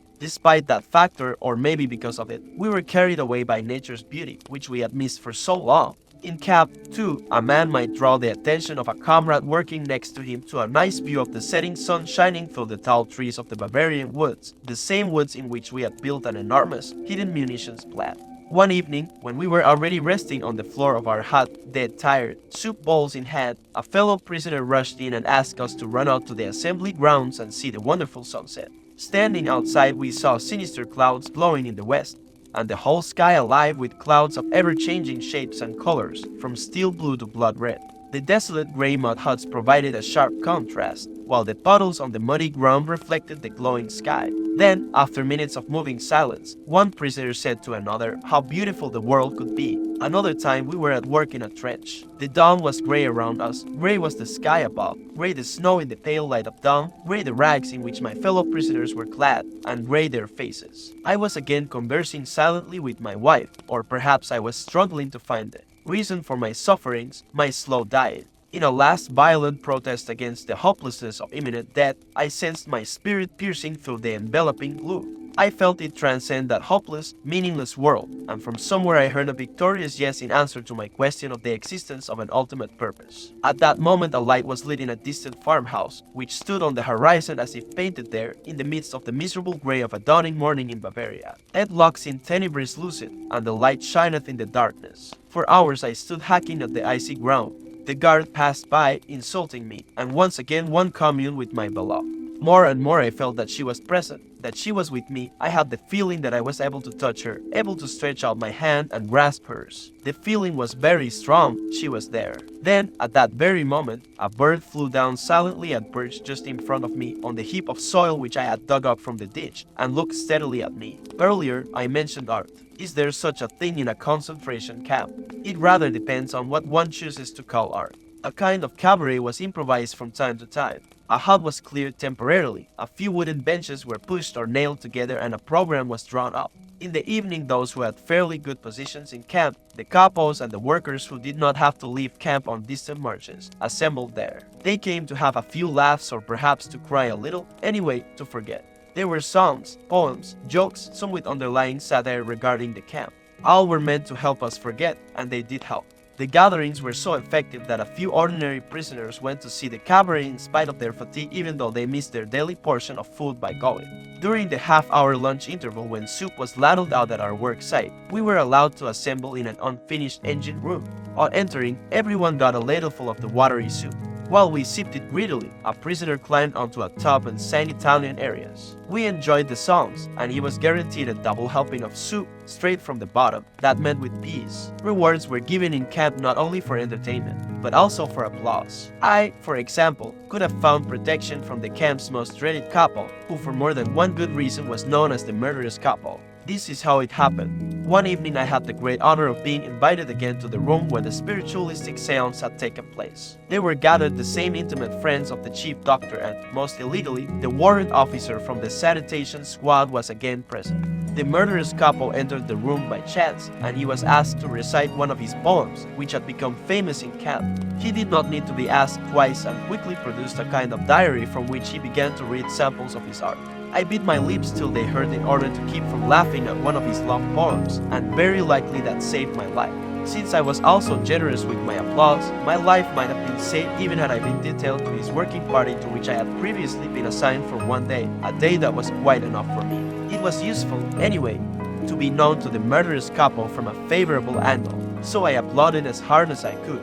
Generally speaking, of course, any pursuit of art in camp was somewhat grotesque. I would say that the real impression made by anything connected with art arose only from the ghost-like contrast between the performance and the background of desolate camp life. I shall never forget how I awoke from the deep sleep of exhaustion on my second night in Auschwitz, roused by music. The senior warden of the hut had some kind of celebration in his room, which was near the entrance of the hut. Gypsy voices bawled some hackneyed tunes. Suddenly there was a silence, and into the night a violin sang a desperately sad tango, an unusual tune not spoiled by frequent playing. The violin wept, and a part of me wept with it, for on that same day someone had a 24th birthday. That someone lay in another part of the Auschwitz camp, possibly only a few hundred or 1,000 yards away, and yet completely out of reach. That someone was my wife. To discover that there was any semblance of art in a concentration camp must be surprise enough for an outsider. But he may be even more astonished to hear that one could find a sense of humor there as well, of course, only the faint trace of one, and then only for a few seconds or minutes. Humor was another of the soul's weapons in the fight for self-preservation. It is well known that humor, more than anything else in the human makeup, can afford an aloofness and an ability to rise above any situation, even if only for a few seconds. I practically trained a friend of mine who worked next to me on the building site to develop a sense of humor. I suggested to him that we would promise each other to invent at least one amusing story daily about some incident that could happen one day after our liberation. He was a surgeon and had been an assistant on the staff of a large hospital. So I once tried to get him to smile by describing to him how he would be unable to lose the habits of camp life when he returned to his former work. On the building site, the foreman encouraged us to work faster by shouting, "Action! Action!" I told my friend, "One day you will be back in the operating room performing a big abdominal operation." Suddenly, an orderly will rush in announcing the arrival of the senior surgeon by shouting, "Action! Action!" Sometimes the other men invented amusing dreams about the future, such as forecasting that during a future dinner engagement they might forget themselves when the soup was served and beg the hostess to ladle it from the bottom. The attempt to develop a sense of humor and to see things in a humorous light is some kind of a trick learned while mastering the art of living. Yet it is possible to practice the art of living even in a concentration camp, although suffering is omnipresent. To draw an analogy, a man's suffering is similar to the behavior of gas. If a certain quantity of gas is pumped into an empty chamber, it will fill the chamber completely and evenly, no matter how big the chamber. Thus, suffering completely fills the human soul and conscious mind, no matter whether the suffering is great or little. Therefore, the size of human suffering is absolutely relative. It also follows that a very trifling thing can cause the greatest of joys. Take as an example something that happened on our journey from Auschwitz to the camp affiliated with Dachau. We had all been afraid that our transport was heading for the Mauthausen camp. We became more and more tense as we approached a certain bridge over the Danube which the train would have to cross to reach Mauthausen, according to the statement of experienced traveling companions. Those who have never seen anything similar cannot possibly imagine the dance of joy performed in the carriage by the prisoners when they saw that our transport was not crossing the bridge and was instead heading only for Dachau. And again, what happened on our arrival in that camp after a journey lasting 2 days and 3 nights. There had not been enough room for everybody to crouch on the floor of the carriage at the same time. The majority of us had to stand all the way, while a few took turns at squatting on the scanty straw which was soaked with human urine. When we arrived, the first important news that we heard from older prisoners was that this comparatively small camp had no oven, no crematorium, no gas. That meant that a person who had become a Muslim could not be taken straight to the gas chamber, but would have to wait until a so-called sick convoy had been arranged to return to Auschwitz. This joyful surprise put us all in a good mood. The wish of the senior warden of our hut in Auschwitz had come true. We had come as quickly as possible to a camp which did not have a chimney, unlike Auschwitz. We laughed and cracked jokes in spite of, and during, all we had to go through in the next few hours. When we knew arrivals were counted, one of us was missing, so we had to wait outside in the rain and cold wind until the missing man was found. He was at last discovered in a hut where he had fallen asleep from exhaustion. Then the roll call was turned into a punishment parade. All through the night and late into the next morning, we had to stand outside, frozen and soaked to the skin after the strain of our long journey. And yet we were all very pleased. There was no chimney in this camp and Auschwitz was a long way off. Another time we saw a group of convicts pass our work site. How obvious the relativity of all suffering appeared to us then. We envied those prisoners their relatively well-regulated, secure and happy life. They surely had regular opportunities to take baths, we thought sadly. They surely had toothbrushes and clothes brushes, mattresses, a separate one for each of them, and monthly mail bringing them news of the whereabouts of their relatives, or at least of whether they were still alive or not. We had lost all that a long time ago, and how we envied those of us who had the opportunity to get into a factory and work in a sheltered room. It was everyone's wish to have such a life-saving piece of luck. The scale of relative luck extends even further. Even among those detachments outside the camp, there were some units which were considered worse than others. One could envy a man who did not have to wade in deep, muddy clay on a steep slope, emptying the tubs of a small field railway for 12 hours daily. Most of the daily accidents occurred on this job, and they were often fatal. In other work parties, the foremen maintained an apparently local tradition of dealing out numerous blows, which made us talk of the relative luck of not being under their command, or perhaps of being under it only temporarily. Once, by an unlucky chance, I got into such a group. If an air raid alarm had not interrupted us after 2 hours, making it necessary to regroup the workers afterwards, I think that I would have returned to camp on one of the sledges which carried those who had died or were dying from exhaustion. No one can imagine the relief that the siren can bring in such a situation. Not even a boxer who has heard the bell signifying the finish of a round and who is thus saved at the last minute from the danger of a knockout. We were grateful for the smallest of mercies. We were glad when there was time to delouse before going to bed, although in itself this was no pleasure, as it meant standing naked in an unheated hut where icicles hummed from the ceiling. But we were thankful if there was no air raid alarm during this operation, and the lights were not switched off. If we could not do the job properly, we were kept awake half the night. The meager pleasures of camp life provided a kind of negative happiness, freedom from suffering, as Schopenhauer put it, and even that in a relative way only. Real positive pleasures, even small ones, were very few. I remember drawing up a kind of balance sheet of pleasures one day, and finding that in many past weeks I had experienced only 2 pleasurable moments. One occurred when, on returning from work, I was admitted to the cookhouse after a long wait, and was assigned to the line filing up to prisoner Cook F. He stood behind one of the huge pans and ladled soup into the bowls which were held out to him by the prisoners, who hurriedly filed past. He was the only cook who did not look at the man whose bowls he was filling, the only cook who dealt out the soup equally, regardless of recipient, and who did not make favorites of his personal friends or countrymen, picking out the potatoes for them, while the others got watery soup skimmed from the top. But it is not for me to pass judgment on those prisoners who put their own people above everyone else, who can throw a stone at a man who favors his friends under circumstances when, sooner or later, it is a question of life or death. No man should judge unless he asks himself in absolute honesty whether in a similar situation he might not have done the same. Long after I had resumed normal life again, somebody showed me an illustrated weekly with photographs of prisoners lying crowded on their bunks, staring dully at a visitor. Isn't this terrible? The dreadful staring faces, everything about it. Why? I asked, for I genuinely did not understand. For at that moment I saw it all again. At 5 a.m. it was still pitch dark outside. I was lying on the hard boards in an earthen hut where about 70 of us were taken care of. We were sick and did not have to leave camp for work. We did not have to go on parade. We could lie all day in our little corner in the hut and doze and wait for the daily distribution of bread and for the daily helping of soup. But how content we were, happy in spite of everything, while we cowered against each other to avoid any unnecessary loss of warmth, and were too lazy and disinterested to move a finger unnecessarily. We heard shrill whistles and shouts from the square where the night shift had just returned and was assembling for roll call. The door was flung open, and the snowstorm blew into our hut. An exhausted comrade, covered with snow, stumbled inside to sit down for a few minutes, but the senior warden turned him out again. It was strictly forbidden to admit a stranger to a hut while a checkup on the man was in progress. How sorry I was for that fellow and how glad not to be in his skin at that moment, but instead to be sick and able to doze on in the sick quarters. What a lifesaver it was to have 2 days there, and perhaps even 2 extra days after those. All this came to my mind when I saw the photographs in the magazine. When I explained, my listeners understood why I did not find the photograph so terrible. The people shown on it might not have been so unhappy after all. On my 4th day in the sick quarters, I had just been detailed to the night shift when the chief doctor rushed in and asked me to volunteer for medical duties in another camp containing typhus patients. Against the urgent advice of my friends, I decided to volunteer. I knew that in a working party I would die in a short time, but if I had to die there might at least be some sense in my death.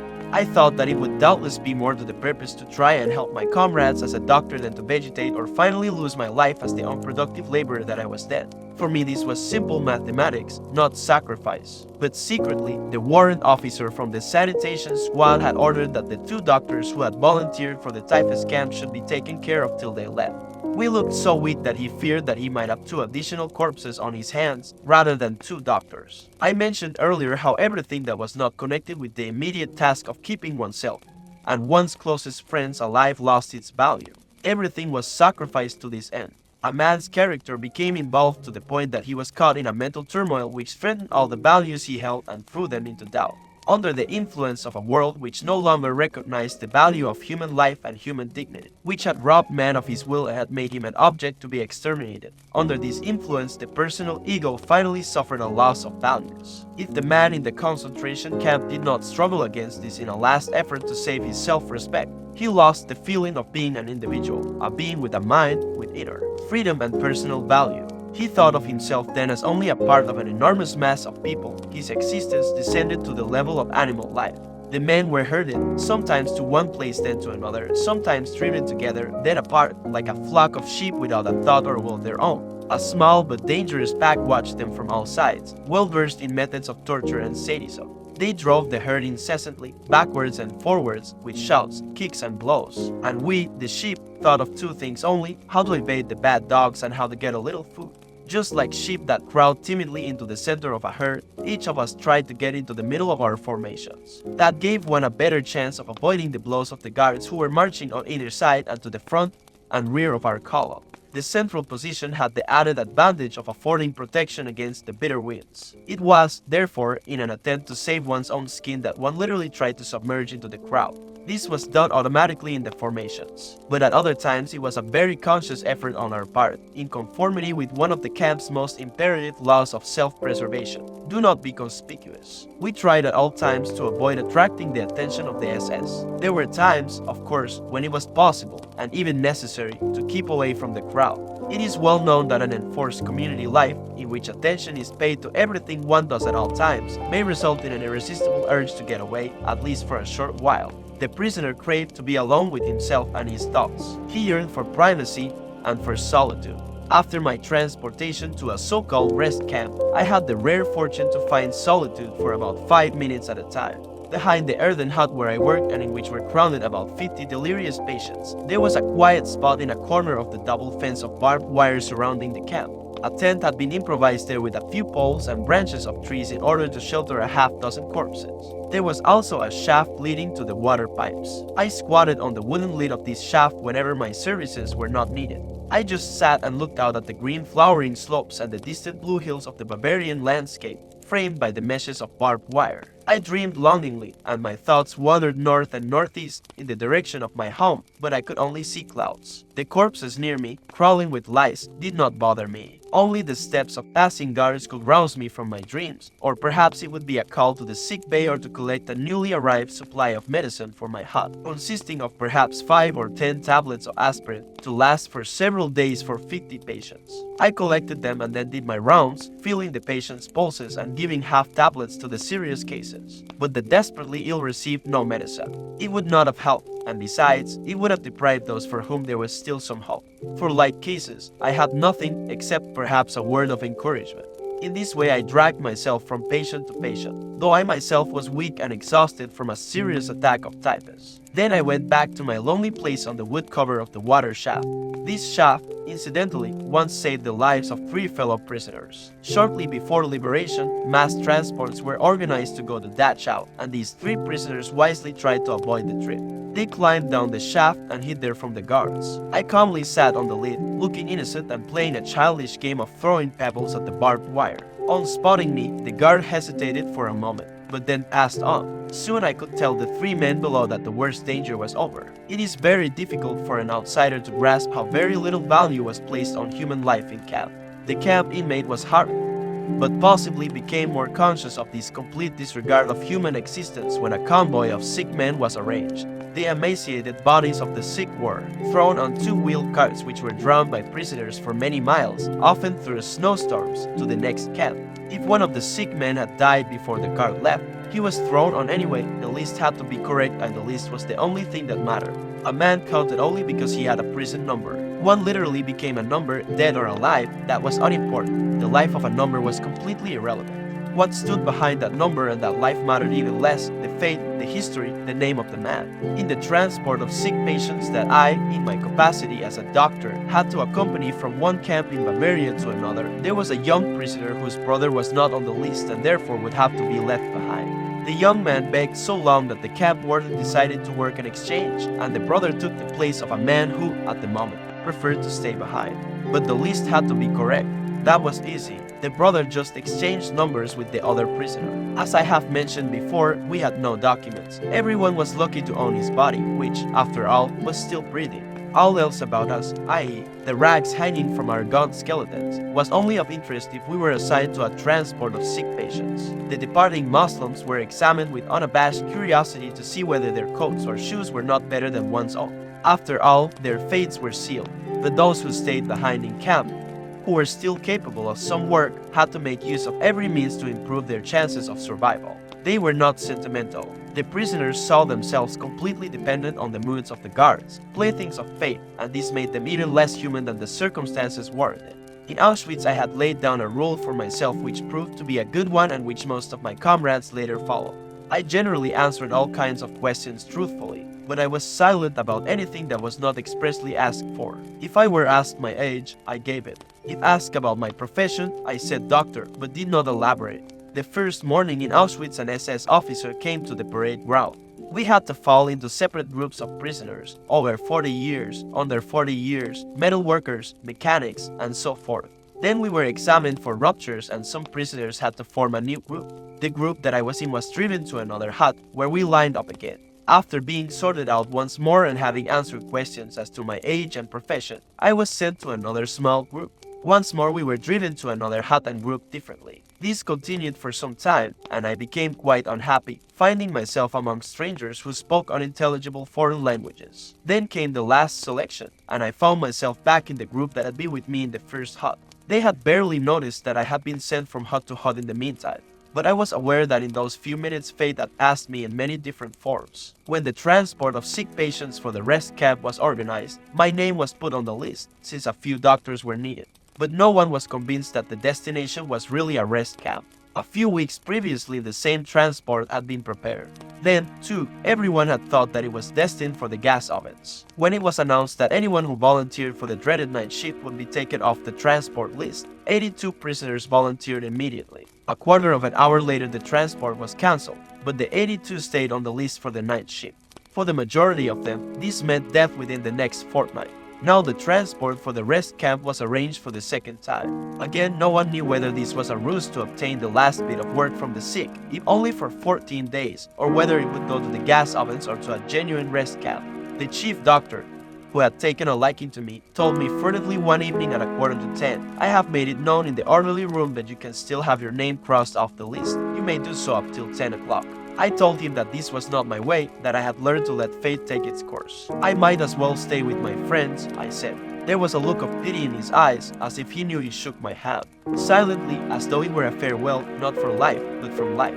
Slowly I walked back to my hut. There I found a good friend waiting for me. "You really want to go with them?" he asked sadly. "Yes, I am going." Tears came to his eyes and I tried to comfort him. Then there was something else to do, to make my will. "Listen, Otto, if I don't get back home to my wife, and if you should see her again, then tell her that I talked of her daily, hourly. You remember. Secondly, I have loved her more than anyone. Thirdly, the short time I have been married to her outweighs everything, even all we have gone through here. Otto, where are you now? Are you alive? What has happened to you since our last hour together? Did you find your wife again? Do you remember how I made you learn my will by heart, word for word, in spite of your childlike tears?" The next morning I departed with the transport. This time it was not a ruse. We were not heading for the gas chambers, and we actually did go to a rest camp. Those who had pitied me remained in a camp where famine was to rage even more fiercely than in our new camp. They tried to save themselves, but they only sealed their own fates. Months later, after liberation, I met a friend from the old camp. He related to me how he, as camp policeman, had searched for a piece of human flesh that was missing from a pile of corpses. He confiscated it from a pot in which he found it cooking. Cannibalism had broken out. I had left just in time. Does this not bring to mind the story of death in terror? A rich and mighty Persian once walked in his garden with one of his servants. The servant cried that he had just encountered death, who had threatened him. He begged his master to give him his fastest horse so that he could make haste and flee to Taran, which he could reach that same evening. The master consented and the servant galloped off on the horse. On returning to his house, the master himself met Death and questioned him, "Why did you terrify and threaten my servant?"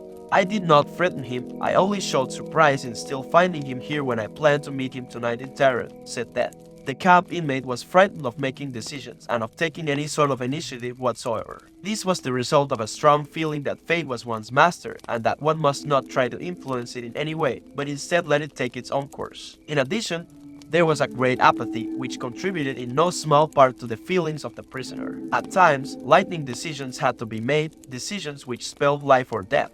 The prisoner would have preferred to let fate make the choice for him. This escape from commitment was most apparent when a prisoner had to make the decision for or against an escape attempt. In those minutes in which he had to make up his mind, and it was always a question of minutes, he suffered the tortures of hell. Should he make the attempt to flee? Should he take the risk? I, too, experienced this torment. As the battlefront drew near, I had the opportunity to escape.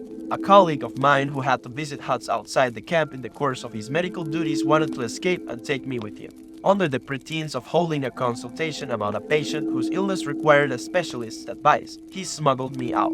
Outside the camp, a member of a foreign resistance movement was to supply us with uniforms and documents. At the last moment, there were some technical difficulties and we had to return to camp once more. We used this opportunity to provide ourselves with provisions, a few rotten potatoes, and to look for a rucksack. We broke into an empty hut of the women's camp, which was vacant, as the women had been sent to another camp. The hut was in great disorder. It was obvious that many women had acquired supplies and fled.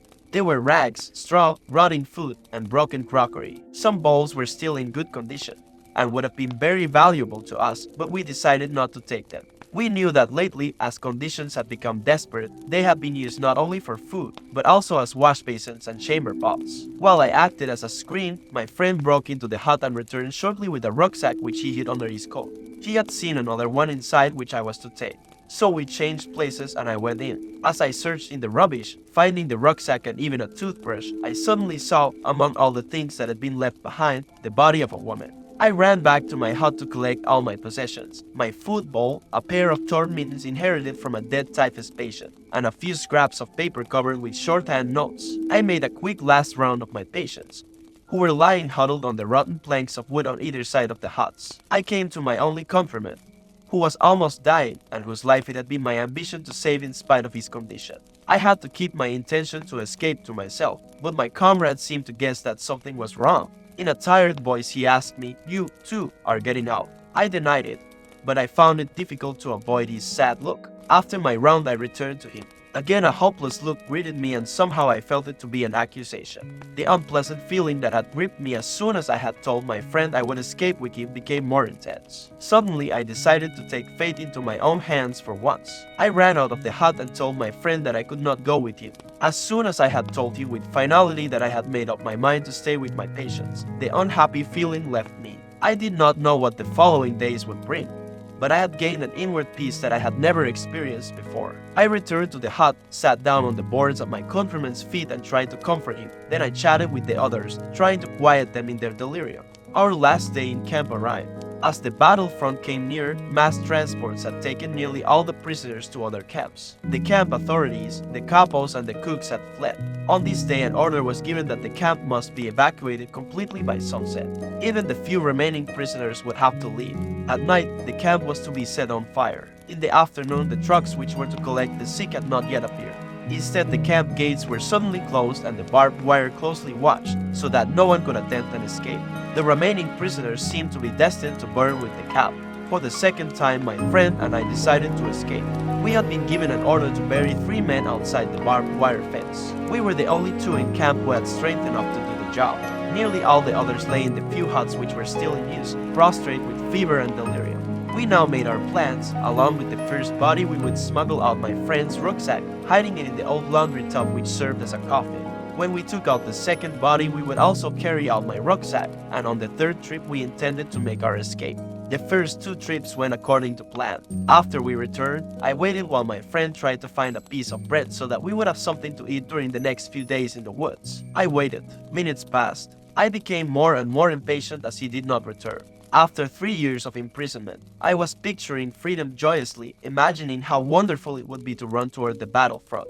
But we did not get that far. The very moment when my friend came back, the camp gate was thrown open. A splendid, aluminium-colored car on which were painted large red crosses slowly rolled onto the parade ground. A delegate from the International Red Cross in Geneva had arrived, and the camp and its inmates were under his protection. The delegate billeted himself in a farmhouse in the vicinity, in order to be near the camp at all times in case of emergency. Who worried about escape now? Boxes with medicines were unloaded from the car, cigarettes were distributed, we were photographed, and joy reigned supreme. Now there was no need for us to risk running toward the fighting line.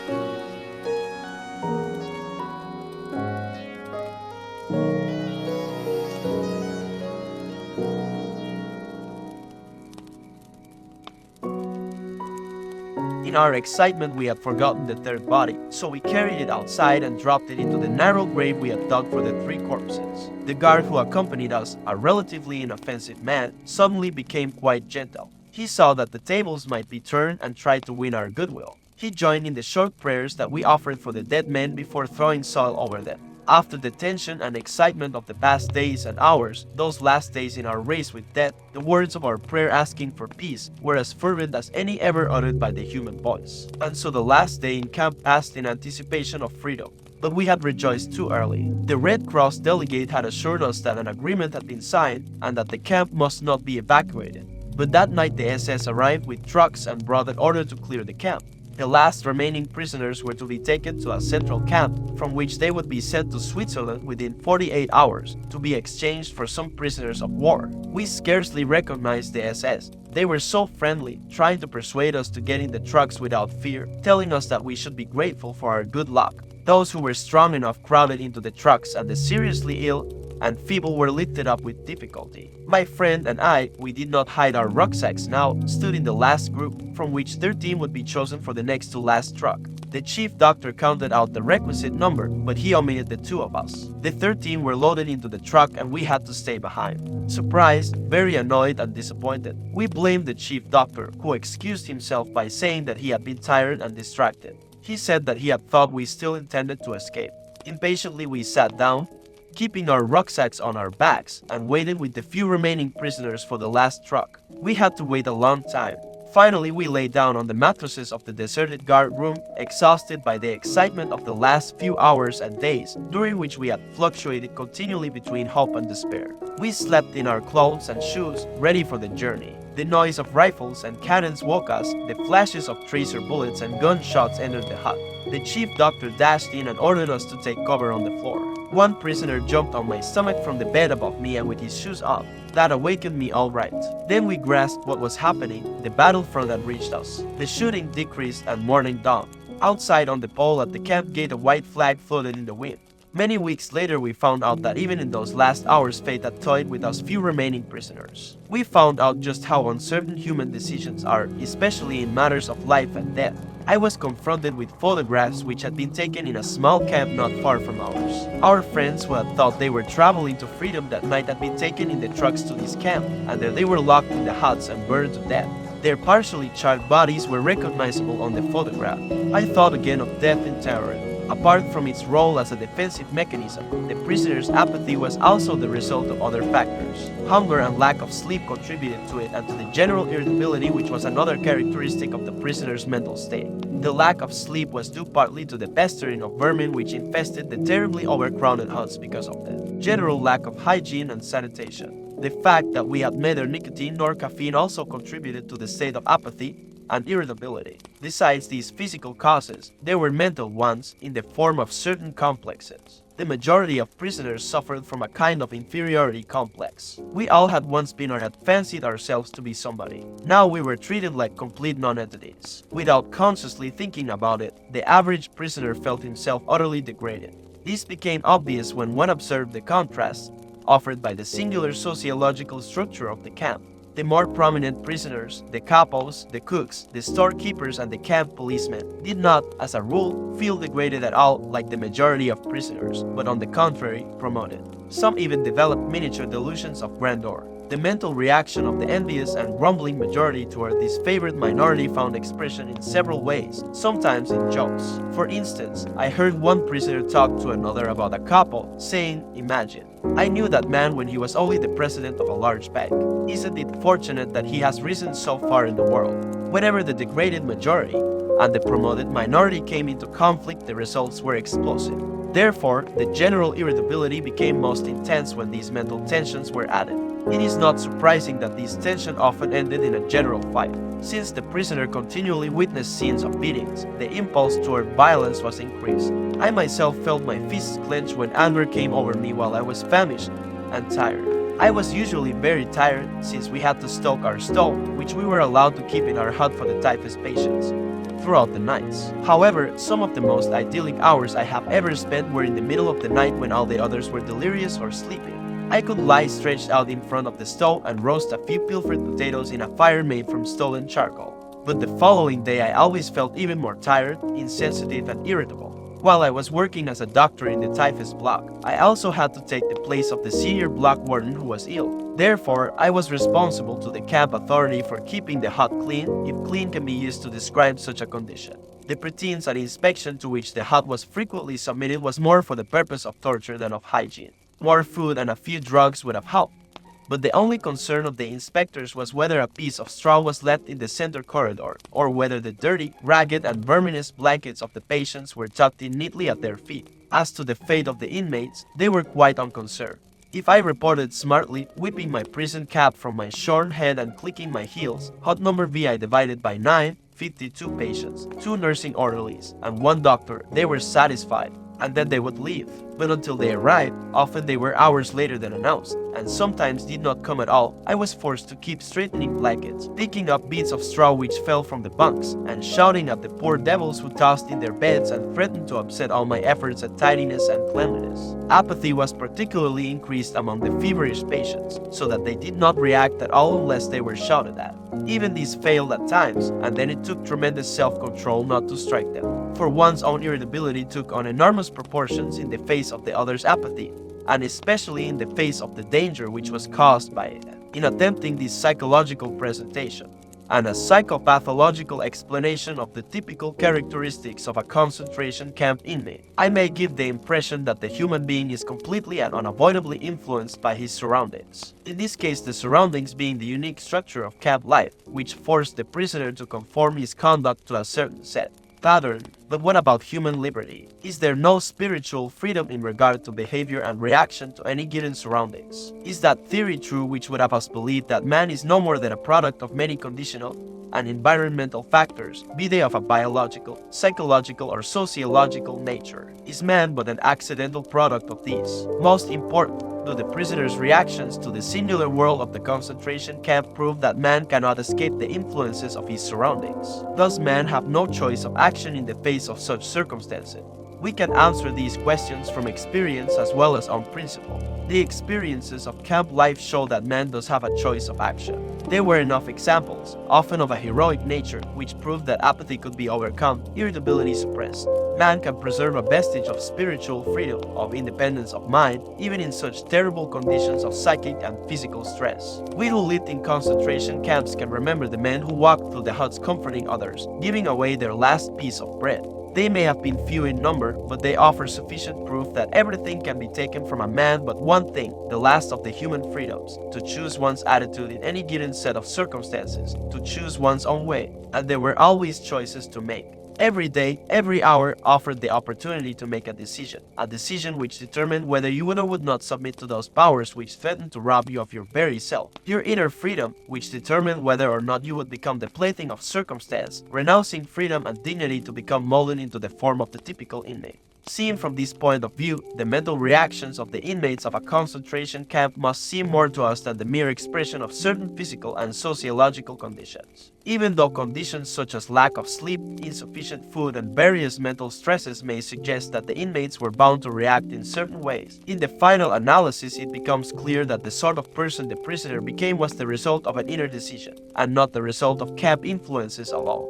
Fundamentally, therefore, any man can, even under such circumstances, decide what shall become of him mentally and spiritually. He may retain his human dignity even in a concentration camp. Dostoevsky said once, "There is only one thing that I dread, not to be worthy of my sufferings." These words frequently came to my mind after I became acquainted with those martyrs whose behavior in camp, whose suffering and death, bore witness to the fact that the last inner freedom cannot be lost. It can be said that they were worthy of their sufferings. The way they bore their suffering was a genuine inner achievement. It is this spiritual freedom, which cannot be taken away, that makes life meaningful and purposeful. An active life serves the purpose of giving man the opportunity to realize values in creative work, while a passive life of enjoyment affords him the opportunity to obtain fulfillment in experiencing beauty, art, or nature. But there is also purpose in that life which is almost barren of both creation and enjoyment, and which admits of but one possibility of high moral behavior, namely in man's attitude to his existence, an existence restricted by external forces. A creative life and a life of enjoyment are bound to him,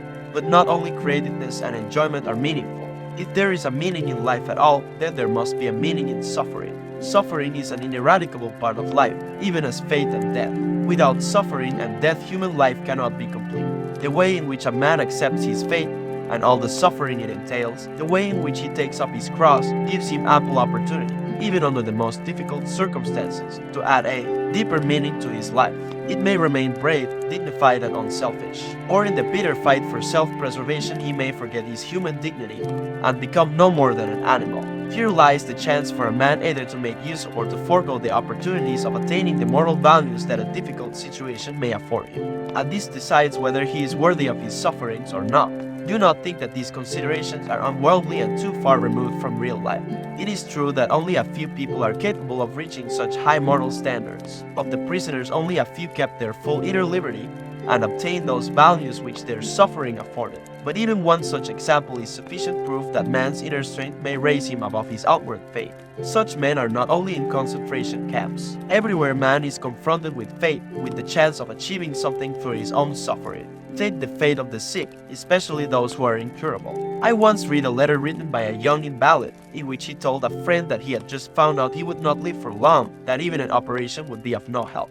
He wrote further that he remembered a film he had seen in which a man was portrayed who waited for death in a courageous and dignified way. The boy had thought it a great accomplishment to meet death so well. Now, he wrote, fate was offering him a similar chance. Those of us who saw the film called Resurrection, taken from a book by Tolstoy years ago, may have had similar thoughts. Here were great destinies and great men. For us, at that time, there was no great fate, there was no chance to achieve such greatness. After the picture, we went to the nearest cafe, and over a cup of coffee and a sandwich we forgot the strange metaphysical thoughts which for one moment had crossed our minds. But when we ourselves were confronted with a great destiny, and faced with the decision of meeting it with equal spiritual greatness, by then we had forgotten our youthful resolutions of long ago, and we failed. Perhaps there came a day for some of us when we saw the same film again, or a similar one. But by then other pictures may have simultaneously unrolled before one's inner eye, pictures of people who attained much more in their lives than a sentimental film could show. Some details of a particular man's inner greatness may have come to one's mind, like the story of the young woman whose death I witnessed in a concentration camp. It is a simple story. There is little to tell, and it may sound as if I had invented it, but to me it seems like a poem. This young woman knew that she would die in the next few days, but when I talked to her, she was cheerful in spite of this knowledge. I am grateful that fate has hit me so hard, she told me. In my former life, I was spoiled and did not take spiritual accomplishments seriously. Pointing through the window of the hut, she said, "This tree here is the only friend I have in my loneliness." Through that window, she could see just one branch of a chestnut tree, and on the branch were 2 blossoms. "I often talk to this tree," she said to me. I was startled and didn't quite know how to take her words. Was she delirious? Did she have occasional hallucinations? Anxiously, I asked her if the tree replied. Yes. What did it say to her? She answered, "It said to me, I am here, I am here, I am life, eternal life." We have stated that that which was ultimately responsible for the state of the prisoner's inner self was not so much the enumerated psychophysical causes as it was the result of a free decision. Psychological observations of the prisoners have shown that only the men who allowed their inner hold on their moral and spiritual selves to subside eventually fell victim to the camp's degenerating influences. The question now arises, what could or should have constituted this inner hold? former prisoners, when writing or relating their experiences, agree that the most depressing influence was that a prisoner could not know how long his term of imprisonment would be. He had been given no date for his release. Actually, a prison term was not only uncertain but unlimited. A well-known research psychologist has pointed out that life in a concentration camp could be called a provisional existence. We can add to this by defining it as a provisional existence of unknown limit. New arrivals usually knew nothing about the conditions at a camp. Those who had come back from other camps were obliged to keep silent, and from some camps no one had returned. On entering camp, a change took place in the minds of the men. With the end of uncertainty there came the uncertainty of the end. It was impossible to foresee whether or when, if at all, this form of existence would end. The Latin word finis has two meanings, the end or the finish, and a goal to reach. A man who could not see the end of his provisional existence was not able to aim at an ultimate goal in life. He ceased living for the future, in contrast to a man in normal life. Therefore, the whole structure of his inner life changed, signs of decay set in which we know from other areas of life. The unemployed worker, for example, is in a similar position. His existence has become provisional, and in a certain sense he cannot live for the future or aim at a goal. Research work done on unemployed minors has shown that they suffer from a peculiar sort of deformed time, inner time, which is a result of their unemployed state. Prisoners, too, suffered from this strange time experience. In camp, a small time unit, a day, for example, filled with hourly tortures and fatigue, appeared endless. A larger time unit, perhaps a week, seemed to pass very quickly. My comrades agreed when I said that in camp a day lasted longer than a week.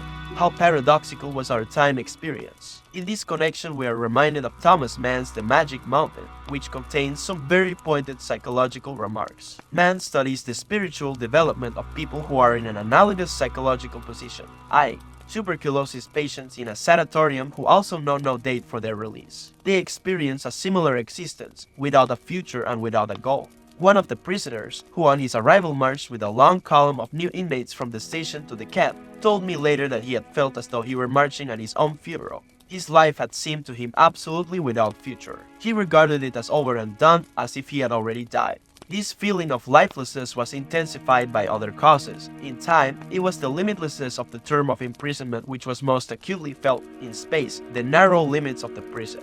Anything outside the barbed wire became remote, out of reach and, in a way, unreal. The events and the people outside, all the normal life there, had a ghostly aspect for the prisoner. The outside life, that is, as much as he could see of it, appeared to him almost as it might have to a dead man who looked at it from another world. A man who let himself decline because he could not see any future goal found himself occupied with retrospective thoughts. In a different connection, we have already spoken of the tendency there was to look into the past to help make the present, with all its horrors, less real. But in robbing the present of its reality there lay a certain danger. It became easy to overlook the opportunities to make something positive of camp life, opportunities which really did exist. Regarding our provisional existence as unreal was in itself an important factor in causing the prisoners to lose their hold on life. Everything in a way became pointless. Such people forgot that often it is just such an exceptionally difficult external situation which gives man the opportunity to grow spiritually beyond himself.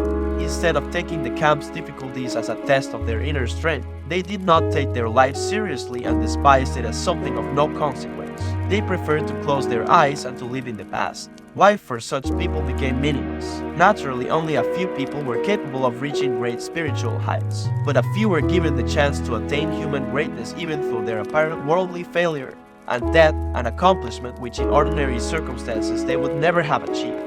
To the others of us, the mediocre and the half-hearted, the words of Bismarck could be applied. Life is like being at the dentist. You always think that the worst is still to come, and yet it is over already. Varying this, we could say that most men in a concentration camp believed that the real opportunities of life had passed.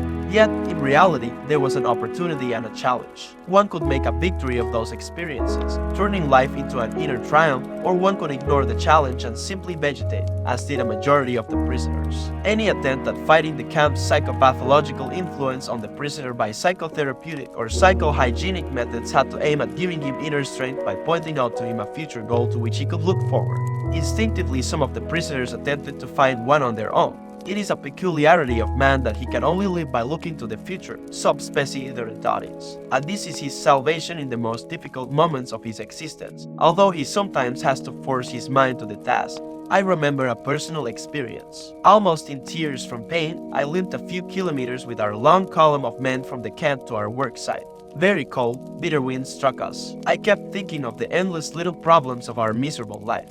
What would there be to eat tonight? If a piece of sausage came as extra ration, should I exchange it for a piece of bread? Should I trade my last cigarette, which was left from a bonus I received a fortnight ago, for a bowl of soup? How could I get a piece of wire to replace the fragment which served as one of my shoelaces? Would I get to our work site in time to join my usual working party, or would I have to join another, which might have a brutal foreman? What could I do to get on good terms with the couple, who could help me to obtain work in camp instead of undertaking this horribly long daily march? I became disgusted with the state of affairs which compelled me, daily and hourly, to think of only such trivial things. I forced my thoughts to turn to another subject. Suddenly I saw myself standing on the platform of a well-lit, warm and pleasant lecture room. In front of me sat an attentive audience on comfortable upholstered seats. I was giving a lecture on the psychology of the concentration camp. All that oppressed me at that moment became objective, seen and described from the remote viewpoint of science. By this method I succeeded somehow in rising above the situation, above the sufferings of the moment, and I observed them as if they were already of the past. Both I and my troubles became the object of an interesting psychoscientific study undertaken by myself. What does Spinoza say in his Ethics? Affectus, qui passio est, decidit est passio simulat ius clarumet distinctam formamus ideam. Emotion, which is suffering, ceases to be suffering as soon as we form a clear and precise picture of it. The prisoner who had lost faith in the future, his future, was doomed. With his loss of belief in the future, he also lost his spiritual hope. He let himself decline and became subject to mental and physical decay. Usually this happened quite suddenly, in the form of a crisis, the symptoms of which were familiar to the experienced camp inmate. We all feared this moment, not for ourselves, which would have been pointless, but for our friends. Usually it began with the prisoner refusing one morning to get dressed and wash or to go out on the parade grounds. No entreaties, no blows, no threats had any effect. He just lay there, hardly moving. If this crisis was brought about by an illness, he refused to be taken to the sick bay or to do anything to help himself. He simply gave up. There he remained, lying in his own excreta, and nothing bothered him anymore. I once had a dramatic demonstration of the close link between the loss of faith in the future and this dangerous giving up. F., my senior blackboarded, a fairly well-known composer and librettist, confided in me one day, "I would like to tell you something, doctor. I have had a strange dream. A voice told me that I could wish for something, that I should only say what I wanted to know, and all my questions would be answered. What do you think I asked? That I would like to know when the war would be over for me. You know what I mean, doctor, for me. I wanted to know when our camp would be liberated and our sufferings come to an end." "And when did you have this dream?" I asked. "In February 1945, he answered. It was then the beginning of March. "What did your dream voice answer?" Furtively he whispered to me, "March 30th. When F told me about his dream, he was still full of hope and convinced that the voice of his dream would be right. But as the promised day drew nearer, the war news which reached our camp made it appear very unlikely that we would be free on the promised day. On March 29th, F suddenly became ill and ran a high temperature. On March 30th, the day his prophecy had told him that the war and suffering would be over for him, he became delirious and lost consciousness. On March 31st, he was dead. To all outward appearances, he had died of typhus. Those who know how close the connection is between the state of mind of a man, his courage and hope, or lack of them, and the state of immunity of his body will understand that the sudden loss of hope and courage can have a deadly effect. The ultimate cause of my friend's death was that the expected liberation did not come and he was severely disappointed. This suddenly lowered his body's resistance against the latent typhus infection. His faith in the future and his will to live had become paralyzed and his body fell victim to illness, and thus the voice of his dream was right after all. The observations of this one case and the conclusion drawn from them are in accordance with something that was drawn to my attention by the chief doctor of our concentration camp. The death rate in the week between Christmas 1944 and New Year's 1945 increased in camp beyond all previous experience. In his opinion, the explanation for this increase did not lie in the harder working conditions or the deterioration of our food supplies or a change of weather or new epidemics. It was simply that the majority of the prisoners had lived in the naive hope that they would be home again by Christmas. As the time drew near and there was no encouraging news, the prisoners lost courage and disappointment overcame them. This had a dangerous influence on their powers of resistance, and a great number of them died. As we said before, any attempt to restore a man's inner strength in the camp at first to succeed in showing him some future goal. Nietzsche's words, "He who has a why to live for can bear with almost any how," could be the guiding motto for all psychotherapeutic and psychohygienic efforts regarding prisoners. Whenever there was an opportunity for it, one had to give them a why, an aim for their lives, in order to strengthen them to bear the terrible how of their existence. Woe to him who saw no more sense in his life, no aim, no purpose, and therefore no point in carrying on. He was soon lost. The typical reply with which such a man rejected all encouraging arguments was, "I have nothing to expect from life anymore." What sort of answer can one give to that? What was really needed was a fundamental change in our attitude toward life. We had to learn ourselves, and furthermore, we had to teach the despairing men that it did not really matter what we expected from life, but rather what life expected from us. We needed to stop asking about the meaning of life, and instead to think of ourselves as those who are being questioned by life, daily and hourly. Our answer must consist, not in talk and meditation, but in right action and in right conduct. Life ultimately means taking the responsibility to find the right answer to its problems and to fulfill the tasks which it constantly sets for each individual. These tasks, and therefore the meaning of life, differ from man to man and from moment to moment. Thus, it is impossible to define the meaning of life in a general way. Questions about the meaning of life can never be answered by sweeping statements. Life does not mean something vague, but something very real and concrete, just as life's tasks are also very real and concrete. They form man's destiny, which is different and unique for each individual. No man and no destiny can be compared with any other man or any other destiny. No situation repeats itself, and each situation calls for a different response. Sometimes the situation in which a man finds himself may require him to shape his own fate by action. At other times, it is more advantageous for him to make use of an opportunity for contemplation and to realize assets in this way. Sometimes man may be required simply to accept fate, to bear his cross. Every situation is distinguished by its uniqueness, and there is always only one right answer to the problem posed by the situation at hand. When a man finds that it is his destiny to suffer, he will have to accept his suffering as his task, his single and unique task. He will have to acknowledge the fact that even in suffering he is unique and alone in the universe. No one can relieve him of his suffering or suffer in his place. His unique opportunity lies in the way in which he bears his burden. For us, as prisoners, these thoughts were not speculations far removed from reality. They were the only thoughts that could be of help to us. They kept us from despair, even when there seemed to be no chance of coming out of it alive. Long ago we had passed the stage of asking what was the meaning of life, a naive query which understands life as the attaining of some aim through the active creation of something of value. For us, the meaning of life embraced the wider cycles of life and death, of suffering and of dying. Once the meaning of suffering had been revealed to us, we refused to minimize or alleviate the camp's tortures by ignoring them or harboring false illusions and entertaining artificial optimism. Suffering had become a task on which we did not want to turn our backs. We had realized its hidden opportunities for achievement, the opportunities which caused the poet Rilke to write, "Why veil is obsolete." Rilke spoke of getting through suffering as others would talk of getting through work. There was plenty of suffering for us to get through. Therefore, it was necessary to face up to the full amount of suffering, trying to keep moments of weakness and furtive tears to a minimum. But there was no need to be ashamed of tears, for tears bore witness that a man had the greatest of courage, the courage to suffer. Only very few realized that. Shamefacedly, some confessed occasionally that they had wept, like the comrade who answered my question of how he had gotten over his edema by confessing, "I have wept it out of my system." The tender beginnings of a psychotherapy or psychohygiene were, when they were possible at all in the camp, either individual or collective in nature. The individual psychotherapeutic attempts were often a kind of life-saving procedure. These efforts were usually concerned with the prevention of suicides. A very strict camp ruling forbade any efforts to save a man who attempted suicide. It was forbidden, for example, to cut down a man who was trying to hang himself. Therefore, it was all important to prevent these attempts from occurring. I remember two cases of would-be suicide, which bore a striking similarity to each other. Both men had talked of their intentions to commit suicide. Both used the typical argument. They had nothing more to expect from life.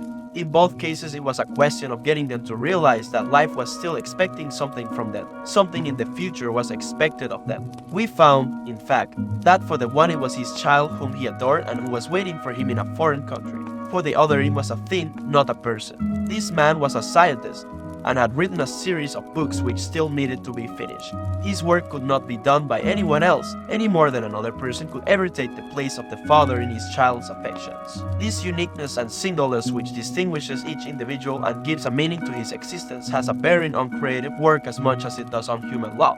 When the impossibility of replacing a person is realized, it allows the responsibility which a man has for his existence and its continuance to appear in all its magnitude. A man who becomes conscious of the responsibility he bears toward a human being who affectionately waits for him, or to an unfinished work, will never be able to throw away his life. He knows the why for his existence, and will be able to bear almost any how. The opportunities for collective psychotherapy were naturally limited in camp. The right example was more effective than words could ever be. A senior block warden who did not side with the authorities had, by his just and encouraging behavior, 1,000 opportunities to exert a far-reaching moral influence on those under his jurisdiction. The immediate influence of behavior is always more effective than that of words. But at times a word was effective too, when mental receptiveness had been intensified by some other circumstances. I remember an incident when there was occasion for psychotherapeutic work on the inmates of a whole hut due to an intensification of their receptiveness because of a certain external situation. It had been a bad day. On parade, an announcement had been made about the many actions that would, from then on, be regarded as sabotage and therefore punishable by immediate death by hanging. Among these were crimes such as cutting small strips from our old blankets and very minor thefts. A few days previously, a semi-starved prisoner had broken into the potato store to steal a few pounds of potatoes. The theft had been discovered and some prisoners had recognized the burglar. When the camp authorities heard about it, they ordered that the guilty man be given up to them or the whole camp would starve for a day. Naturally, the 2,500 men preferred to fast. On the evening of this day of fasting, we lay in our earthen huts, in a very low mood. Very little was said and every word sounded irritable. Then, to make matters even worse, the light went out. Tempers reached their lowest ebb, but our senior block warden was a wise man. He improvised a little talk about all that was on our minds at that moment. He talked about the many comrades who had died in the last few days, either of sickness or of suicide. But he also mentioned what may have been the real reason for their deaths, giving up hope. He maintained that there should be some way of preventing possible future victims from reaching this extreme state. And it was to me that the warden pointed to give this advice. God knows, I was not in the mood to give psychological explanations or to preach any sermons, to offer my comrades a kind of medical care of their souls. I was cold and hungry, irritable and tired, but I had to make the effort and use this unique opportunity. Encouragement was now more necessary than ever, so I began by mentioning the most trivial of comforts first. I said that even in this Europe in the 6th winter of the Second World War, our situation was not the most terrible we could think of. I said that each of us had to ask himself what irreplaceable losses he had suffered up to then. I speculated that for most of them these losses had really been few. Whoever was still alive had reason for hope. Health, family, happiness, professional abilities, fortune, position in society, all these were things that could be achieved again or restored. After all, we still had all our bones intact. Whatever we had, Bonfer could still be an asset to us in the future. And I quoted from Nietzsche, was mich nicht umbringt, macht mich starker. Then I spoke about the future. I said that to the impartial the future must seem hopeless. I agreed that each of us could guess for himself how small were his chances of survival. I told them that although there was still no typhus epidemic in the camp, I estimated my own chances at about 1 in 20. But I also told them that, in spite of this, I had no intention of losing hope and giving up, for no man knew what the future would bring, much less the next hour. Even if we could not expect any sensational military events in the next few days, who knew better than we, with our experience of camps, how great chances sometimes opened up, quite suddenly, at least for the individual. For instance, one might be attached unexpectedly to a special group with exceptionally good working conditions, for this was the kind of thing which constituted the luck of the prisoner. But I did not only talk of the future and the veil which was drawn over it. I also mentioned the past, all its joys, and how its light shone even in the present darkness. Again I quoted a poet, to avoid sounding like a preacher myself, who had written, was du erlebst, kan geen maak der wel dire ramen. Not only our experiences, but all we have done, whatever great thoughts we may have had, and all we have suffered, all this is not lost, though it is past, we have brought it into being. Having been is also a kind of being, and perhaps the surest kind. Then I spoke of the many opportunities of giving life a meaning. I told my comrades that human life, under any circumstances, never ceases to have a meaning, and that this infinite meaning of life includes suffering and dying, privation and death. I asked the poor creatures who listened to me attentively in the darkness of the hut to face up to the seriousness of our position. They must not lose hope but should keep their courage in the certainty that the hopelessness of our struggle did not detract from its dignity and its meaning. I said that someone looks down on each of us in difficult hours, a friend, a wife, somebody alive or dead, or a god, and he would not expect us to disappoint him. He would hope to find us suffering proudly, not miserably, knowing how to die. And finally I spoke of our sacrifice, which had meaning in every case. It was in the nature of this sacrifice that it should appear to be pointless in the normal world, the world of material success. But in reality our sacrifice did have a meaning. Those of us who had any religious faith, I said frankly, could understand without difficulty. I told them of a comrade who on his arrival in camp had tried to make a pact with heaven that his suffering and death should save the human being he loved from a painful end. For this man, suffering and death were meaningful. His was a sacrifice of the deepest significance. He did not want to die for nothing. None of us wanted that. The purpose of my words was to find a full meaning in our life, then and there, in that hut and in that practically hopeless situation. I saw that my efforts had been successful. When the electric bulb flared up again, I saw the miserable figures of my friends limping toward me to thank me with tears in their eyes. But I have to confess here that only too rarely had I the inner strength to make contact with my companions in suffering, and that I must have missed many opportunities for doing so. We now come to the third stage of a prisoner's mental reactions, the psychology of the prisoner after his liberation. But prior to that, we shall consider a question which the psychologist is asked frequently, especially when he has personal knowledge of these matters. What can you tell us about the psychological makeup of the camp guards? How is it possible that men of flesh and blood could treat others as so many prisoners say they have been treated? Having once heard these accounts and having come to believe that these things did happen, one is bound to ask how, psychologically, they could happen. To answer this question without going into great detail, a few things must be pointed out. First, among the guards there were some sadists in the purest clinical sense. Second, these sadists were always selected when a really severe detachment of guards was needed. There was great joy at our work site when we had permission to warm ourselves for a few minutes in front of a little stove which was fed with twigs and scraps of wood. But there were always some foremen who found a great pleasure in taking this comfort from us. How clearly their faces reflected this pleasure when they not only forbade us to stand there but turned over the stove and dumped its lovely fire into the snow. When the SS took a dislike to a person, there was always some special man in their ranks known to have a passion for and to be highly specialized in sadistic torture, to whom the unfortunate prisoner was sent. Third, the feelings of the majority of the guards had been dulled by the number of years in which, in ever-increasing doses, they had witnessed the brutal methods of the camp.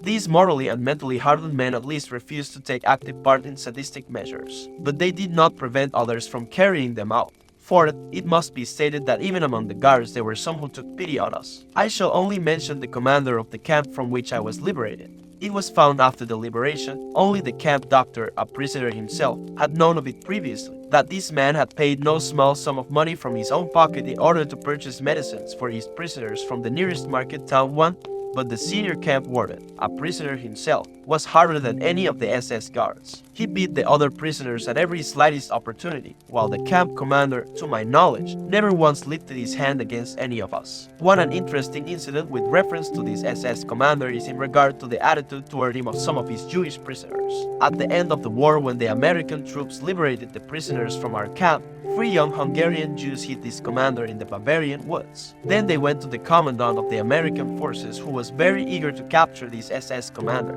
and they said they would tell him where he was, but only under certain conditions. The American commander must promise that absolutely no harm would come to this man. After a while, the American officer finally promised these young Jews that the SS commander, when taken into captivity, would be kept safe from harm. Not only did the American officer keep his promise, but as a matter of fact, the former SS commander of this concentration camp was in a sense restored to his command, for he supervised the collection of clothing among the nearby Bavarian villages, and its distribution to all of us who at that time still wore the clothes we had inherited from other inmates of Camp Auschwitz who were not as fortunate as we. Having been sent to the gas chamber immediately upon their arrival at the railway station, it is apparent that the mere knowledge that a man was either a camp guard or a prisoner tells us almost nothing. Human kindness can be found in all groups, even those which as a whole would be easy to condemn. The boundaries between groups overlap, and we must not try to simplify matters by saying that these men were angels and those were devils. Certainly, It was a considerable achievement for a guard or foreman to be kind to the prisoners in spite of all the camp's influences. And, on the other hand, the baseness of a prisoner who treated his own companions badly was exceptionally contemptible. Obviously, the prisoners found the lack of character in such men especially upsetting, while they were profoundly moved by the smallest kindness received from any of the guards. I remember how one day a foreman secretly gave me a piece of PS bread which I knew he must have saved from his breakfast ration. It was far more than the small piece of bread which moved me to tears at that time. It was the human something which this man also gave to me, the word and look which accompanied the gift. From all this we may learn that there are two races of men in this world, but only these two, the race of the decent man and the race of the indecent man. Both are found everywhere, they penetrate into all groups of society. No group consists entirely of decent or indecent people. In this sense, no group is of pure race, and therefore one occasionally found a decent fellow among the camp guards. Life in a concentration camp tore open the human soul and exposed its depths. Is it surprising that in those depths we again found only human qualities which in their very nature were a mixture of good and evil? The rift dividing good from evil, which goes through all human beings, reaches into the lowest depths and becomes apparent even on the bottom of the abyss which is laid open by the concentration camp. And now to the last chapter in the psychology of a concentration camp, the psychology of the prisoner who has been released. In describing the experiences of liberation, which naturally must be personal, we shall pick up the threads of that part of our narrative which told of the morning when the white flag was hoisted above the camp gates after days of high tension. This state of inner suspense was followed by total relaxation. But it would be quite wrong to think that we went mad with joy. What, then, did happen? With tired steps we prisoners dragged ourselves to the camp gates. Timidly we looked around and glanced at each other questioningly. Then we ventured a few steps out of camp. This time no orders were shouted at us, nor was there any need to duck quickly to avoid a blow or kick. Oh no, this time the guards offered us cigarettes. We hardly recognized them at first, they had hurriedly changed into civilian clothes. We walked slowly along the road leading from the camp. Soon our legs hurt and threatened to buckle. But we limped on. We wanted to see the camp's surroundings for the first time with the eyes of free men. Freedom, we repeated to ourselves, and yet we could not grasp it. We had said these words so often during all the years we dreamed about it, that it had lost its meaning. Its reality did not penetrate into our consciousness. We could not grasp the fact that freedom was ours. We came to meadows full of flowers. We saw and realized that they were there, but we had no feelings about them. The first spark of joy came when we saw a rooster with a tail of multicolored feathers. But it remained only a spark. We did not yet belong to this world. In the evening, when we all met again in our hut, one said secretly to the other, "Tell me, were you pleased today?" And the other replied, feeling ashamed as he did not know that we all felt similarly, truthfully, "No, we had literally lost the ability to feel pleased and had to relearn it slowly." Psychologically, what was happening to the liberated prisoners could be called depersonalization. Everything appeared unreal, unlikely, as in a dream. We could not believe it was true. How often in the past years have we been deceived by dreams? We dreamt that the day of liberation had come, that we had been set free, had returned home, greeted our friends, embraced our wives, sat down at the table and started to tell of all the things we had gone through, even of how we had often seen the day of liberation in our dreams. And then a whistle shrilled in our ears, the signal to get up, and our dreams of freedom came to an end. And now the dream had come true. But could we truly believe in it? How long I knelt there and repeated this sentence memory can no longer recall. But I know that on that day, in that hour, my new life started. Step for step I progressed until I again became a human being. The body has fewer inhibitions than the mind. It made good use of the new freedom from the first moment on. It began to eat ravenously for hours and days, even half the night. It is amazing what quantities one can eat. And when one of the prisoners was invited out by a friendly farmer in the neighborhood, he ate and then drank coffee, which loosened his tongue, and he then began to talk, often for hours. The pressure which had been on his mind for years was released at last. Hearing him talk, one got the impression that he had to talk, that his desire to speak was irresistible. I have known people who have been under heavy pressure only for a short time to have similar reactions. Many days passed until not only the tongue was loosened, but something within oneself as well, then feeling suddenly broke through the strange fetters which had restrained it. One day, a few days after the liberation, I walked through the country past flowering meadows for miles and miles toward the market town near the camp. Larks rose to the sky and I could hear their joyous song. There was no one to be seen for miles around. There was nothing but the wide earth and sky and the large jubilation and the freedom of space. I stopped, looked around and up to the sky, and then I went down on my knees. At that moment, there was very little I knew of myself or of the world. I had but one sentence in mind, always the same. I called to the Lord from my narrow prison, and He answered me in the freedom of space. The way that led from the acute mental tension of the last days in camp was certainly not free from obstacles. It would be an error to think that a liberated prisoner was not in need of spiritual care anymore. We have to consider that a man who has been under such enormous mental pressure for such a long time is naturally in some danger after his liberation, especially since the pressure was released quite suddenly. This danger is the psychological counterpart of the bends, just as the physical health of the casein worker would be endangered if he left his diver's chamber suddenly. So the man who has suddenly been liberated from mental pressure can suffer damage to his moral and spiritual health. During this psychological phase, one observed that people with natures of a more primitive kind could not escape the influences of the brutality which had surrounded them in camp life. Now, being free, they thought they could use their freedom licentiously and ruthlessly. The only thing that had changed for them was that they were now the oppressors instead of the oppressed. They became instigators, not objects, of willful force and injustice. They justified their behavior by their own terrible experiences. This was often revealed in apparently insignificant events. A friend was walking across a field with me toward the camp when suddenly we came to a field of green crops. Automatically, I avoided it, but he drew his arm through mine and dragged me through it. I stammered something about not treading down the young crops. He became annoyed, gave me an angry look and shouted, "You don't say, and hasn't enough been taken from us? My wife and child have been gassed, not to mention everything else, and you would forbid me to tread on a few stalks of oats." Only slowly could these men be guided back to the commonplace truth that no one has the right to do wrong, not even if wrong has been done to them. We had to strive to lead them back to this truth, or the consequences would have been much worse than the loss of a few thousand stalks of oats. I can still see the prisoner who rolled up his shirt sleeves, thrust his right hand under my nose and shouted, "May this hand be cut off if I don't stain it with blood on the day when I get home." I want to emphasize that the man who said these words was not a bad fellow. He had been the best of comrades in camp and afterwards. Apart from the moral deformity resulting from the sudden release of mental pressure, there were two other fundamental experiences which threatened to damage the character of the liberated prisoner: bitterness and disillusionment when he returned to his former life. Bitterness was caused by a number of things he came up against in his former hometown. When, on his return, a man found that in many places he was met only with a shrug of the shoulders and with hackneyed phrases, he tended to become bitter and to ask himself why he had gone through all that he had. When he heard the same phrases nearly everywhere, we did not know about it, and we, too, have suffered. Then he asked himself, have they really nothing better to say to me? The experience of disillusionment is different.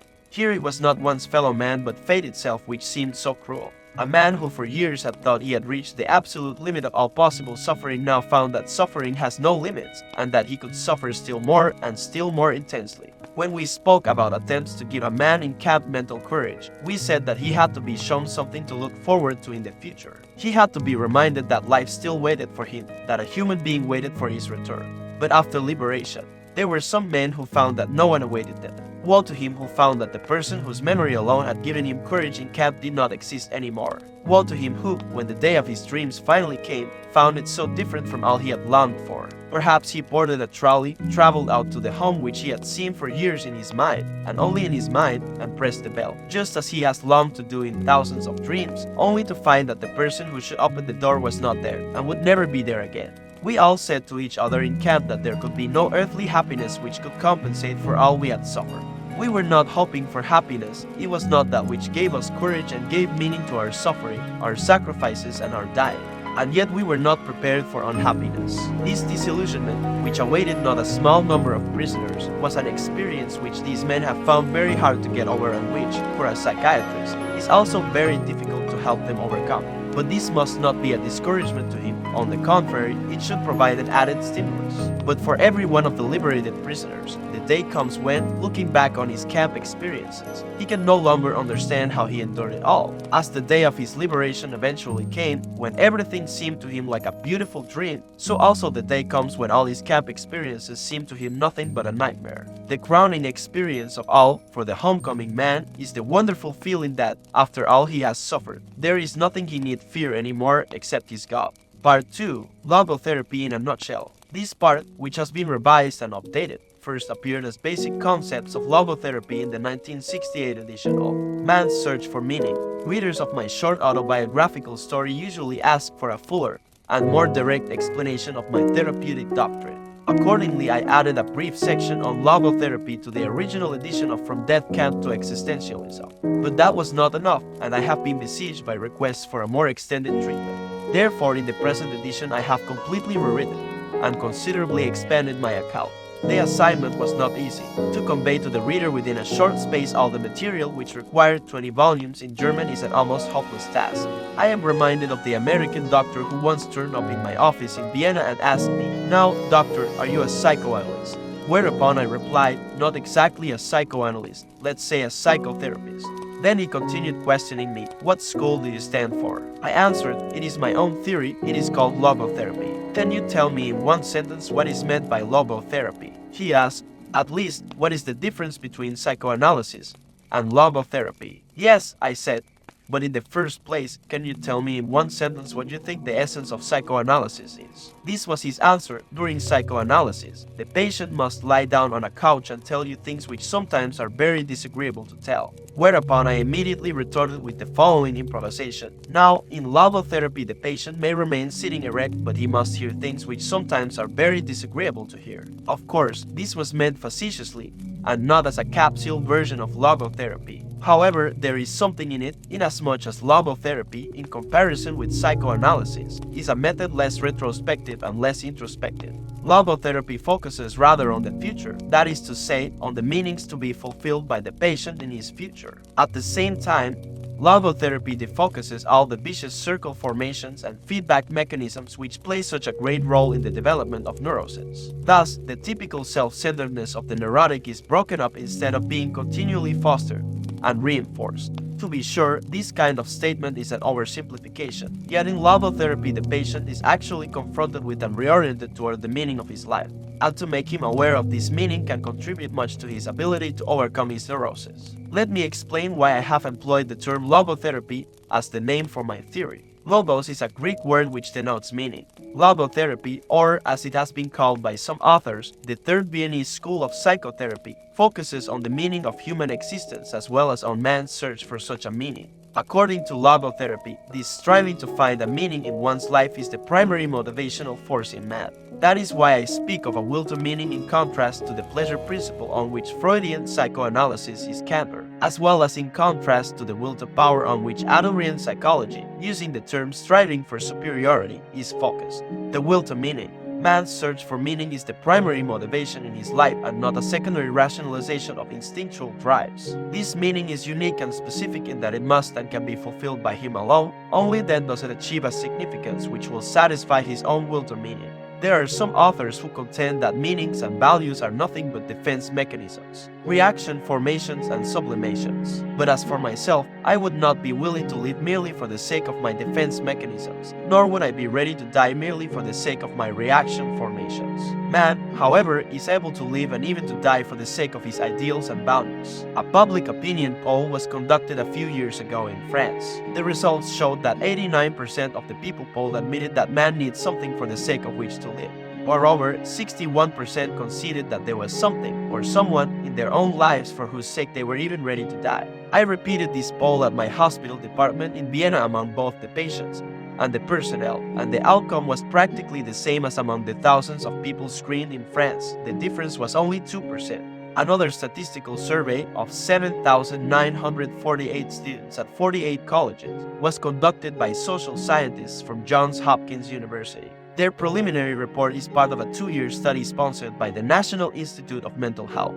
Asked what they considered very important to them now, 16% of the students checked making a lot of money. 78% said their first goal was finding a purpose and meaning to my life. Of course, there may be some cases in which an individual's concern with values is really a camouflage of hidden inner conflicts. But if so, they represent the exceptions from the rule rather than the rule itself. In these cases, we have actually to deal with pseudo-values, and as such they have to be unmasked. Unmasking, however, should stop as soon as one is confronted with what is authentic and genuine in man, e.g., man's desire for a life that is as meaningful as possible. If it does not stop then, the only thing that the unmasking psychologist really unmasks is his own hidden motive, namely his unconscious need to debase and depreciate what is genuine, what is genuinely human in man. Existential frustration. Man's will to meaning can also be frustrated, in which case logotherapy speaks of existential frustration. The term existential may be used in three ways to refer to existence itself, i.e., the specifically human mode of being, the meaning of existence, and the striving to find a concrete meaning in personal existence, that is to say, the will to meaning. Existential frustration can also result in neurosis. For this type of neurosis, logotherapy has coined the term neogenic neurosis in contrast to neurosis in the traditional sense of the word, i.e., psychogenic neurosis. Neogenic neuroses have their origin not in the psychological but rather in the neurological dimension of human existence. This is another logotherapeutic term which denotes anything pertaining to the specifically human dimension. NOOGNIC neurosis. Neogenic neuroses do not emerge from conflicts between drives and instincts, but rather from existential problems. Among such problems, the frustration of the will to meaning plays a large role. It is obvious that in neogenic cases the appropriate and adequate therapy is not psychotherapy in general, but rather logotherapy, a therapy, that is, which dares to enter the specifically human dimension. Let me quote the following instance. A high-ranking American diplomat came to my office in Vienna in order to continue psychoanalytic treatment which he had begun 5 years previously with an analyst in New York. At the outset, I asked him why he thought he should be analyzed, why his analysis had been started in the first place. It turned out that the patient was discontented with his career and found it most difficult to comply with American foreign policy. His analyst, however, had told him again and again that he should try to reconcile himself with his father because the government of the US, as well as his superiors, were nothing but father images, and consequently, his dissatisfaction with his job was due to the hatred he unconsciously harbored toward his father. Through an analysis lasting 5 years, the patient had been prompted more and more to accept his analyst's interpretations until he finally was unable to see the forest of reality for the trees of symbols and images. After a few interviews, it was clear that his will to meaning was frustrated by his vocation, and he actually longed to be engaged in some other kind of work. As there was no reason for not giving up his profession and embarking on a different one, he did so with most gratifying results. He has remained contented in this new occupation for over 5 years, as he recently reported. I doubt that, in this case, I was dealing with a neurotic condition at all, and that is why I thought that he did not need any psychotherapy, nor even logotherapy, for the simple reason that he was not actually a patient. Not every conflict is necessarily neurotic. Some amount of conflict is normal and healthy. In a similar sense, suffering is not always a pathological phenomenon. Rather than being a symptom of neurosis, suffering may well be a human achievement, especially if the suffering grows out of existential frustration. I would strictly deny that one's search for a meaning to his existence, or even his doubt of it, in every case is derived from or results in any disease. Existential frustration is in itself neither pathological nor pathogenic. A man's concern, even his despair over the worthwhileness of life, is an existential distress, but by no means a mental disease. It may well be that interpreting the first in terms of the latter motivates a doctor to bury his patient's existential despair under a heap of tranquilizing drugs. It is his task, rather, to pilot the patient through his existential crises of growth and development. Logotherapy regards its assignment as that of assisting the patient to find meaning in his life. Inasmuch as logotherapy makes him aware of the hidden logos of his existence, it is an analytical process. To this extent, logotherapy resembles psychoanalysis. However, in logotherapy's attempt to make something conscious again, it does not restrict its activity to instinctual facts within the individual's unconscious, but also cares for existential realities, such as the potential meaning of his existence to be fulfilled as well as his will to meaning. Any analysis, however, even when it refrains from including the neurological dimension in its therapeutic process, tries to make the patient aware of what he actually longs for in the depth of his being. Logotherapy deviates from psychoanalysis insofar as it considers man a being whose main concern consists in fulfilling a meaning, rather than in the mere gratification and satisfaction of drives and instincts, or in merely reconciling the conflicting claims of ID, ego, and superego, or in the mere adaptation and adjustment to society and environment. NOO dynamics. To be sure, man's search for meaning may arouse inner tension rather than inner equilibrium. However, precisely such tension is an indispensable prerequisite of mental health. There is nothing in the world, I venture to say, that would so effectively help one to survive even the worst conditions as the knowledge that there is a meaning in one's life.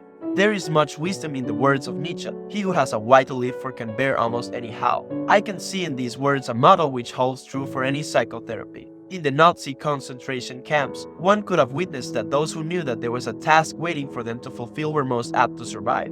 The same conclusion has since been reached by other authors of books on concentration camps, and also by psychiatric investigations into Japanese, North Korean, and North Vietnamese prisoner of war camps. As for myself, when I was taken to the concentration camp of Auschwitz, a manuscript of mine ready for publication was confiscated once certainly. My deep desire to write this manuscript anew helped me to survive the rigors of the camps I was in. For instance, when in a camp in Bavaria I fell ill with typhus fever, I jotted down on little scraps of paper many notes intended to enable me to rewrite the manuscript, should I live to the day of liberation. I am sure that this reconstruction of my lost manuscript in the dark barracks of a Bavarian concentration camp assisted me in overcoming the danger of cardiovascular collapse. It was the first version of my first book, the English translation of which was published by Alfred and Knopf, New York, in 1955, under the title The Doctor and the Soul, An Introduction to Logotherapy. Thus it can be seen that mental health is based on a certain degree of tension, the tension between what one has already achieved and what one still ought to accomplish, or the gap between what one is and what one should become. Such a tension is inherent in the human being and therefore is indispensable to mental well-being. We should not, then, be hesitant about challenging man with a potential meaning for him to fulfill. It is only thus that we evoke his will to meaning from its state of latency. I consider it a dangerous misconception of mental hygiene to assume that what man needs in the first place is equilibrium, or, as it is called in biology, homeostasis, i.e., a tensionless state. What man actually needs is not a tensionless state, but rather the striving and struggling for a worthwhile goal, a freely chosen task. What he needs is not the discharge of tension at any cost, but the call of a potential meaning waiting to be fulfilled by him. What man needs is not homeostasis, but what I call non-dynamics, i.e., the existential dynamics in a polar field of tension where one pole is represented by a meaning that is to be fulfilled, and the other pole by the man who has to fulfill it. And one should not think that this holds true only for normal conditions. In neurotic individuals, it is even more valid. If architects want to strengthen a decrepit arch, they increase the load which is laid upon it, for thereby the parts are joined more firmly together. So if therapists wish to foster their patients' mental health, they should not be afraid to create a sound amount of tension through a reorientation toward the meaning of one's life. Having shown the beneficial impact of meaning orientation, I turn to the detrimental influence of that feeling of which so many patients complain today, namely, the feeling of the total and ultimate meaninglessness of their lives. They lack the awareness of a meaning worth living for. They are haunted by the experience of their inner emptiness, a void within themselves. They are caught in that situation which I have called the existential vacuum. The existential vacuum. The existential vacuum is a widespread phenomenon of the 20th century. This is understandable. It may be due to a twofold loss which man has had to undergo since he became a truly human being. At the beginning of human history, man lost some of the basic animal instincts in which an animal's behavior is embedded and by which it is secure. Such security, like paradise, is close to man forever. Man has to make choices. In addition to this, however, man has suffered another loss in his more recent development inasmuch as the traditions which buttress his behavior are now rapidly diminishing. No instinct tells him what he has to do, and no tradition tells him what he ought to do. Sometimes he does not even know what he wishes to do. Instead, he either wishes to do what other people do or he does what other people wish him to do. A statistical survey recently revealed that among my European students, 25% showed a more or less marked degree of existential vacuum. Among my American students, it was not 25 but 60%. The existential vacuum manifests itself mainly in a state of boredom. Now we can understand Schopenhauer when he said that mankind was apparently doomed to vacillate eternally between the two extremes of distress and boredom. In actual fact, boredom is now causing, and certainly bringing to psychiatrists, more problems to solve than distress. And these problems are growing. Increasingly crucial, for progressive automation will probably lead to an enormous increase in the leisure hours available to the average worker. The pity of it is that many of these will not know what to do with all their newly acquired free time. Let us consider, for instance, Sunday neurosis, that kind of depression which afflicts people who become aware of the lack of content in their lives when the rush of the busy week is over and the void within themselves becomes manifest. Not a few cases of suicide can be traced back to this existential vacuum. Such widespread phenomena as depression, aggression, and addiction are not understandable unless we recognize the existential vacuum underlying them. This is also true of the crises of pensioners and aging people. Moreover, there are various masks and guises under which the existential vacuum appears. Sometimes the frustrated will to meaning is vicariously compensated for by a will to power, including the most primitive form of the will to power, the will to money. In other cases, the place of frustrated will to meaning is taken by the will to pleasure. That is why existential frustration often eventuates in sexual compensation. We can observe in such cases that the sexual libido becomes rampant in the existential vacuum. An analogous event occurs in neurotic cases. There are certain types of feedback mechanisms and vicious circle formations which I will touch upon later. One can observe again and again, however, that this symptomatology has invaded an existential vacuum wherein it then continues to flourish. In such patients, what we have to deal with is not an eugenic neurosis. However, we will never succeed in having the patient overcome his condition if we have not supplemented the psychotherapeutic treatment with logotherapy. For by filling the existential vacuum, the patient will be prevented from suffering further relapses. Therefore, logotherapy is indicated not only in eugenic cases, as pointed out above, but also in psychogenic cases, and sometimes even the somatogenic neurosis. Viewed in this light, a statement once made by Magda B. Arnold is justified: every therapy must in some way, no matter how restricted, also be logotherapy. 2. Let us now consider what we can do if a patient asks what the meaning of his life is. Magda B. Arnold and John Agassan, The Human Person, Ronald Press, New York, 1954, p. 618. The meaning of life. I doubt whether a doctor can answer this question in general terms, for the meaning of life differs from man to man, from day to day, and from hour to hour. What matters, therefore, is not the meaning of life in general, but rather the specific meaning of a person's life at a given moment. To put the question in general terms would be comparable to the question posed to a chess champion. Tell me, master, what is the best move in the world? There simply is no such thing as the best or even a good move apart from a particular situation in a game and the particular personality of one's opponent. The same holds for human existence. One should not search for an abstract meaning of life. Everyone has his own specific vocation or mission in life to carry out a concrete assignment which demands fulfillment. Therein he cannot be replaced, nor can his life be repeated. Thus, everyone's task is as unique as is his specific opportunity to implement it. As each situation in life represents a challenge to man and presents a problem for him to solve, the question of the meaning of life may actually be reversed. Ultimately, man should not ask what the meaning of his life is, but rather he must recognize that it is he who is asking. In a word, each man is questioned by life, and he can only answer to life by answering for his own life. To life he can only respond by being responsible. Thus, logotherapy sees in responsibleness the very essence of human existence, the essence of existence. This emphasis on responsibleness is reflected in the categorical imperative of logotherapy, which is: live as if you were living already for the second time and as if you had acted the first time as wrongly as you are about to act now. It seems to me that there is nothing which would stimulate a man's sense of responsibleness more than this maxim, which invites him to imagine first that the present is past and, second, that the past may yet be changed and amended. Such a precept confronts him with life's finiteness as well as the finality of what he makes out of both his life and himself.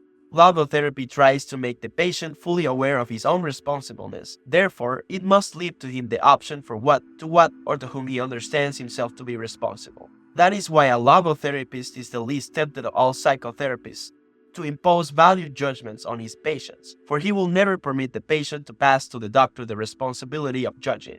It is, therefore, up to the patient to decide whether he should interpret his life task as being responsible to society or to his own conscience. There are people, however, who do not interpret their own lives merely in terms of a task assigned to them, but also in terms of the taskmaster who has assigned it to them. Logotherapy is neither teaching nor preaching.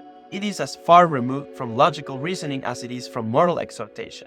To put it figuratively, the role played by a logotherapist is that of an eye specialist rather than that of a painter. A painter tries to convey to us a picture of the world as he sees it. An ophthalmologist tries to enable us to see the world as it really is. The logotherapist's role consists of widening and broadening the visual field of the patient so that the whole spectrum of potential meaning becomes conscious and visible to him.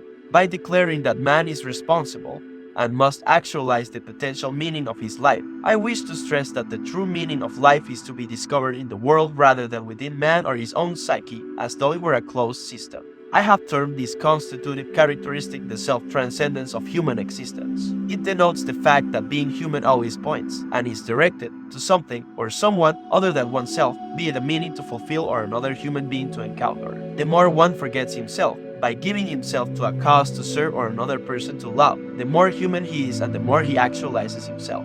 What is called self-actualization is not an attainable aim at all, for the simple reason that the more one would strive for it, the more he would miss it. In other words, self-actualization is possible only as a side effect of self-transcendence. Thus far we have shown that the meaning of life always changes, but that it never ceases to be. According to logotherapy, we can discover this meaning in life in 3 different ways: by creating a work or doing a deed, by experiencing something or encountering someone, and by the attitude we take toward unavoidable suffering. The first, the way of achievement or accomplishment, is quite obvious. The second and third need further elaboration. The second way of finding a meaning in life is by experiencing something, such as goodness, truth, and beauty, by experiencing nature and culture, or, last but not least, by experiencing another human being in his very uniqueness, by loving him. The meaning of love. Love is the only way to grasp another human being in the innermost core of his personality. No one can become fully aware of the very essence of another human being unless he loves him.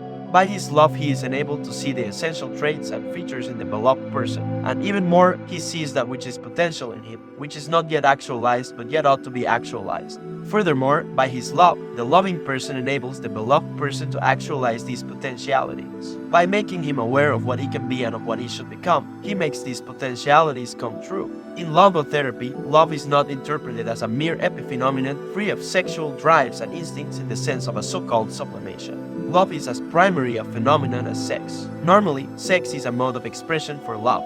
Sex is justified, even sanctified, as soon as, but only as long as, it is a vehicle of love. Thus, love is not understood as a mere side effect of sex. Rather, sex is a way of expressing the experience of that ultimate togetherness which is called love.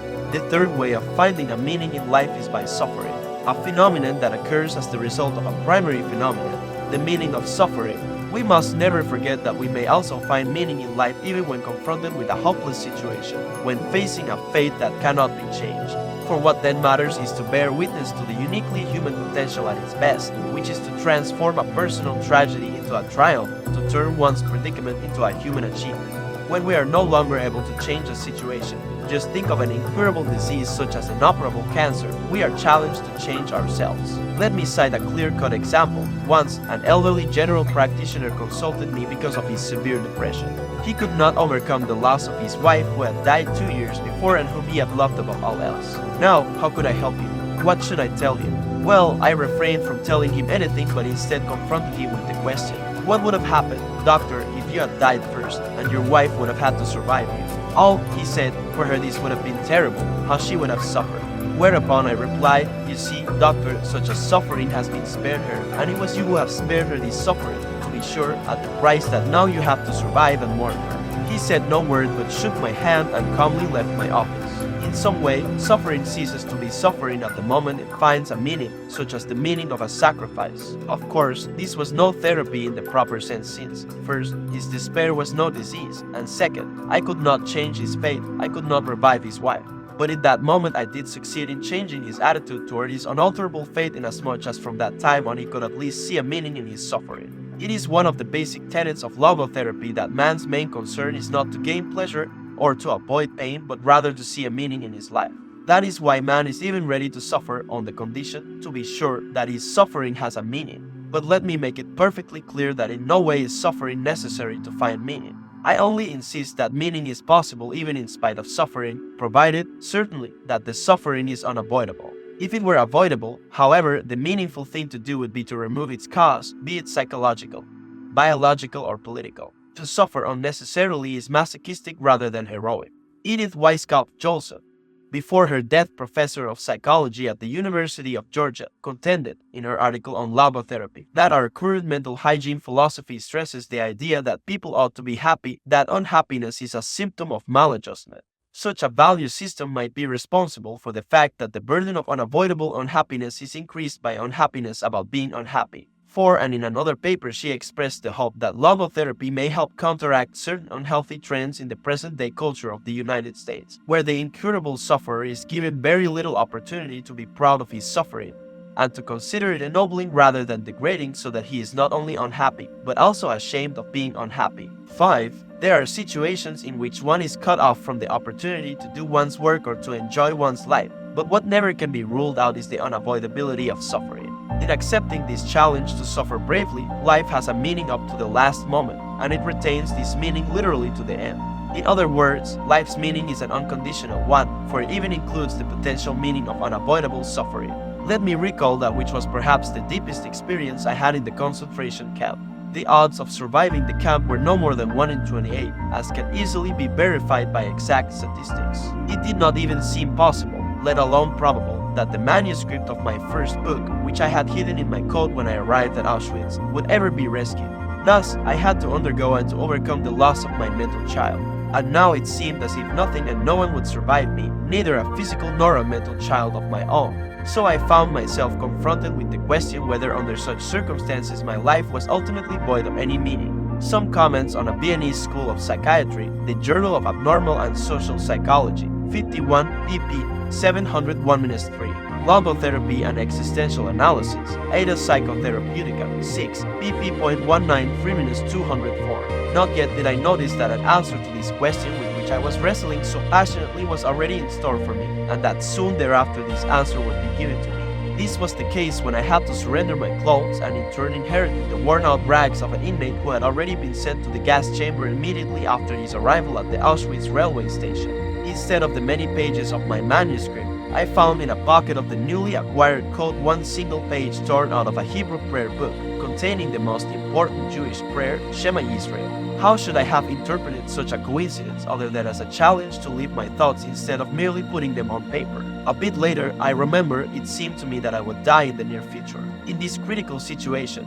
However, my concern was different from that of most of my comrades. Their question was, will we survive the camp? For, if not, all this suffering has no meaning. The question which beset me was, has all this suffering, this dying around us, a meaning? For, if not, then ultimately there is no meaning to survival, for a life whose meaning depends upon such a happenstance, as whether one escapes or not, ultimately would not be worth living at all. Metaclinical problems. More and more, a psychiatrist is approached today by patients who confront him with human problems rather than neurotic symptoms. Some of the people who nowadays call on a psychiatrist would have seen a pastor, priest, or rabbi in former days. Now they often refuse to be handed over to a clergyman, and instead confront the doctor with questions such as, what is the meaning of my life? A logodrama. I should like to cite the following instance. Once, the mother of a boy who had died at the age of 11 years was admitted to my hospital department after a suicide attempt. Dr. Kurt Kokorek invited her to join a therapeutic group, and it happened that I stepped into the room where he was conducting a psychodrama. She was telling her story. At the death of her boy, she was left alone with another, older son who was crippled, suffering from the effects of infantile paralysis. The poor boy had to be moved around in a wheelchair. His mother, however, rebelled against her fate. But when she tried to commit suicide together with him, it was the crippled son who prevented her from doing so. He liked living. For him, life had remained meaningful. Why was it not so for his mother? How could her life still have a meaning? And how could we help her to become aware of it? Improvising, I participated in the discussion and questioned another woman in the group. I asked her how old she was and she answered, 30. I replied, no, you are not 30 but instead 80 and lying on your deathbed. And now you are looking back on your life, a life which was childless but full of financial success and social prestige. And then I invited her to imagine what she would feel in this situation. What will you think of it? What will you say to yourself? Let me quote what she actually said from a tape which was recorded during that session. Oh, I married a millionaire, I had an easy life full of wealth, and I lived it up. I flirted with men, I teased them. But now I am 80, I have no children of my own. Looking back as an old woman, I cannot see what all that was for. Actually, I must say, my life was a failure. I then invited the mother of the handicapped son to imagine herself similarly looking back over her life.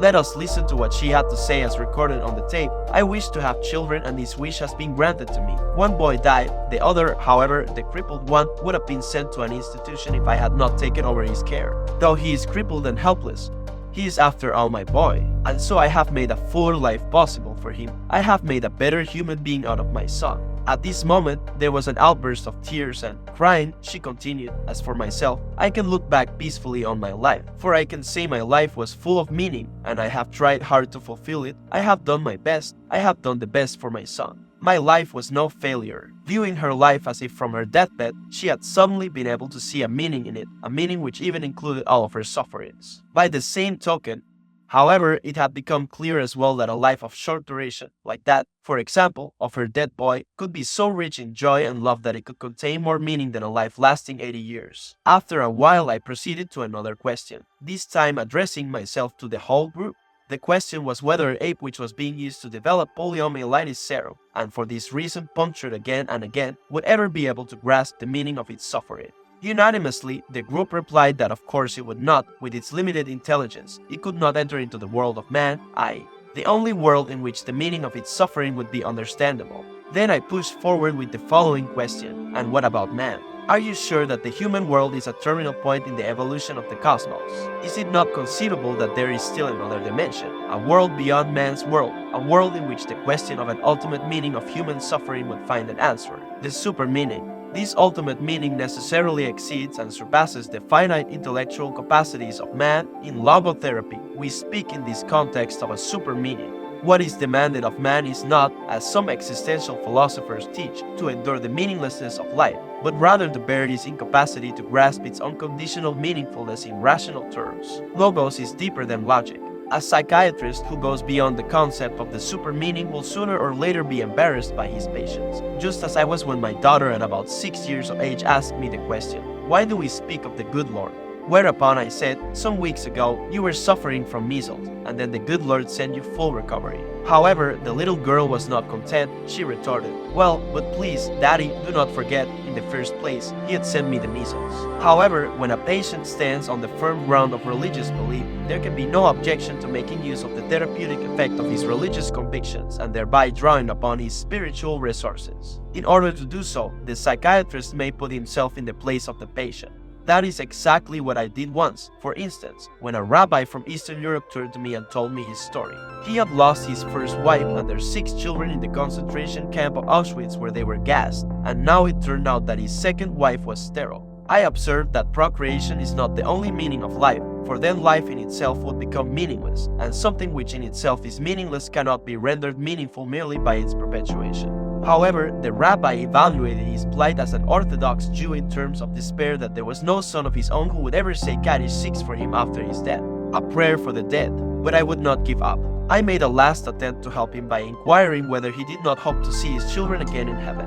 However, my question was followed by an outburst of tears, and now the true reason for his despair came to the fore. He explained that his children, since they died as innocent martyrs, 7 were thus found worthy of the highest place in heaven, but as for himself he could not expect, as an old, sinful man, to be assigned the same place. I did not give up but retorted, "Is it not conceivable, Rabbi, that precisely this was the meaning of your surviving your children? That you may be purified through these years of suffering, so that finally you, too, though not innocent like your children, may become worthy of joining them in heaven. Is it not written in the Psalms that God preserves all your tears? 8 So perhaps none of your sufferings were in vain." For the first time in many years he found relief from his suffering through the new point of view which I was able to open up to him. El Kiddush Baspam, i.e., for the sanctification of God's name.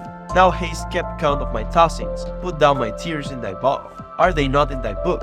Life's transitoriness. Those things which seem to take meaning away from human life include not only suffering but dying as well. I never tire of saying that the only really transitory aspects of life are the potentialities, but as soon as they are actualized, they are rendered realities at that very moment. They are saved and delivered into the past, wherein they are rescued and preserved from transitoriness.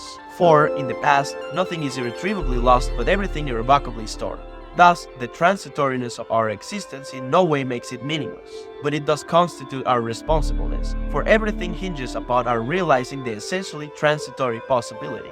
Man constantly makes his choice concerning the mass of present potentialities, which of these will be condemned to non-being and which will be actualized. Which choice will be made an actuality once and forever, an immortal footprint in the sands of time. At any moment, man must decide, for better or for worse, what will be the monument of his existence. Usually, to be sure, man considers only the stubble field of transitoriness, and overlooks the full granaries of the past, wherein he had salvaged once and for all his deeds, his joys and also his sufferings. Nothing can be undone, and nothing can be done away with. I should say having been is the surest kind of being.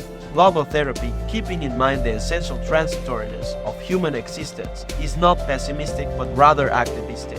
To express this point figuratively, we might say, the pessimist resembles a man who observes with fear and sadness that his wall calendar, from which he daily tears a sheet, grows thinner with each passing day.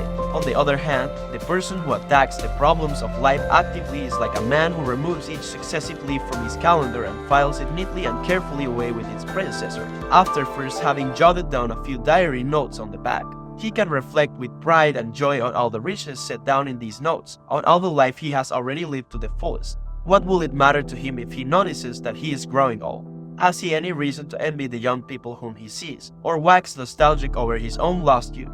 What reasons has he to envy a young person? For the possibilities that a young person has, the future which is in store for him. No, thank you, he will think. Instead of possibilities, I have realities in my past, not only the reality of work done and of love loved, but of sufferings bravely suffered. These sufferings are even the things of which I am most proud, though these are things which cannot inspire envy. Logotherapy as a technique. A realistic fear, like the fear of death, cannot be tranquilized away by its psychodynamic interpretation. On the other hand, a neurotic fear, such as agoraphobia, cannot be cured by philosophical understanding. However, logotherapy has developed a special technique to handle such cases, too. To understand what is going on whenever this technique is used, we take as a starting point a condition which is frequently observed in neurotic individuals, namely anticipatory anxiety. It is characteristic of this fear that it produces precisely that of which the patient is afraid.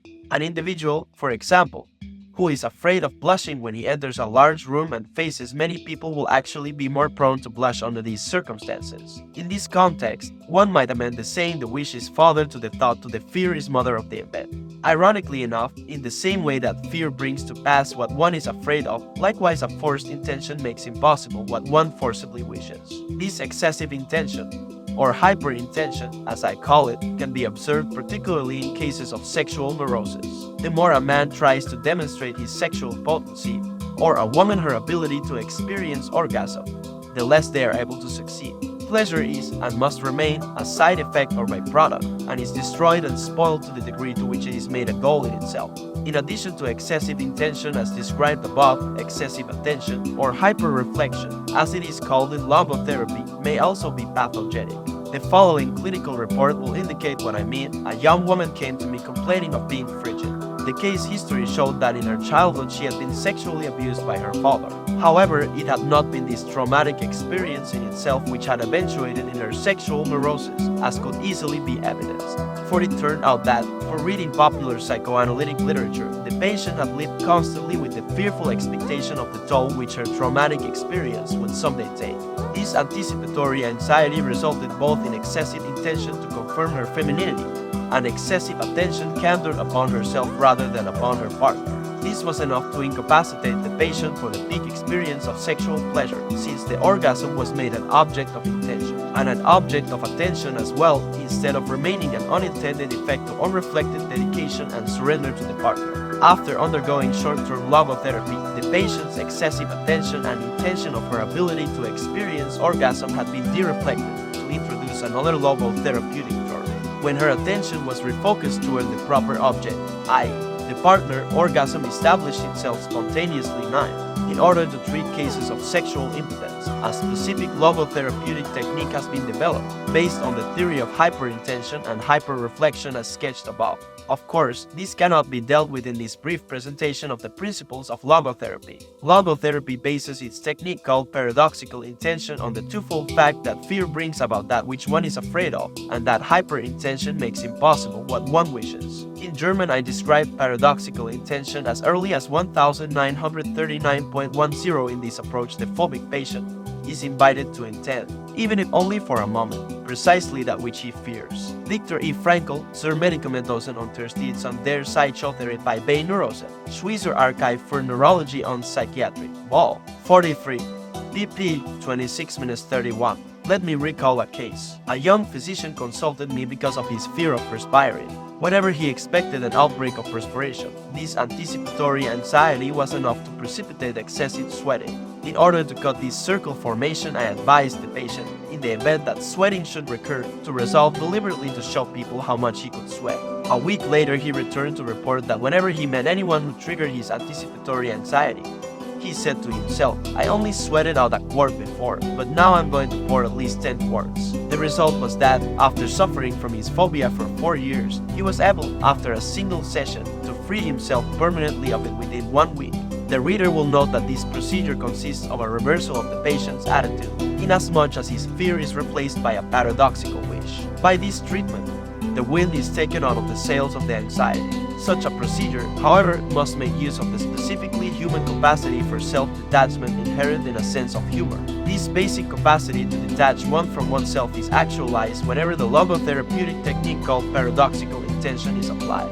At the same time, the patient is enabled to put himself at a distance from his own neurosis. A statement consistent with this is found in Gordon W. Allport's book, The Individual and His Religion. The neurotic who learns to laugh at himself may be on the way to self-management, perhaps to cure. 11. New York, The Macmillan Call, 1956, p. 92. Paradoxical intention is the empirical validation and clinical application of Allport's statement. A few more case reports may serve to clarify this method further. The following patient was a bookkeeper who had been treated by many doctors and in several clinics without any therapeutic success. When he was admitted to my hospital department, he was in extreme despair, confessing that he was close to suicide. For some years, he had suffered from a writer's cramp which had recently become so severe that he was in danger of losing his job. Therefore, only immediate short-term therapy could alleviate the situation. In starting treatment, Dr. Eva Koster recommended to the patient that he do just the opposite of what he usually had done, namely, instead of trying to write as neatly and legibly as possible, to write with the worst possible scrawl. He was advised to say to himself, now I will show people what a good scribbler I am. And at the moment in which he deliberately tried to scribble, he was unable to do so. I tried to scrawl but simply could not do it, he said the next day. Within 48 hours, the patient was in this way freed from his writer's cramp and remained free for the observation period after he had been treated.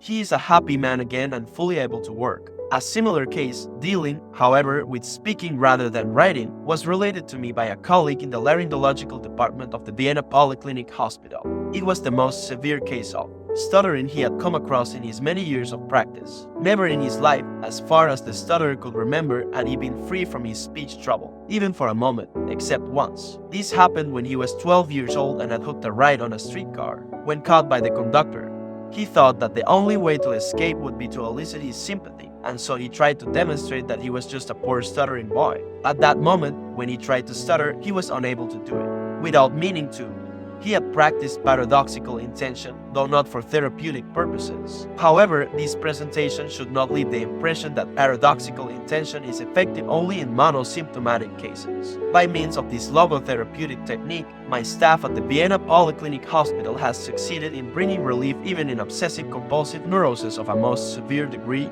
and duration. I refer, for instance, to a woman 65 years of age who had suffered for 60 years from a washing compulsion. Dr. Eva Koster started logotherapeutic treatment by means of paradoxical intention, and 2 months later the patient was able to lead a normal life. Before admission to the neurological department of the Vienna Polyclinic Hospital, she had confessed, life was hell for me. Handicapped by her compulsion and bacteriophobic obsession, she finally remained in bed all day unable to do any housework. It would not be accurate to say that she is now completely free of symptoms, for an obsession may come to her mind. However, she is able to joke about it, as she says, in short, to apply paradoxical intention. Paradoxical intention can also be applied in cases of sleep disturbance. The fear of sleeplessness 12 results in a hyperintention to fall asleep, which, in turn, incapacitates the patient to do so. To overcome this particular fear, I usually advise the patient not to try to sleep, but rather to try to do just the opposite, that is, to stay awake as long as possible. In other words, the hyperintention to fall asleep, arising from the anticipatory anxiety of not being able to do so, must be replaced by the paradoxical intention not to fall asleep, which soon will be followed by sleep. The fear of sleeplessness is, in the majority of cases, due to the patient's ignorance of the fact that the organism provides itself by itself with the minimum amount of sleep really needed.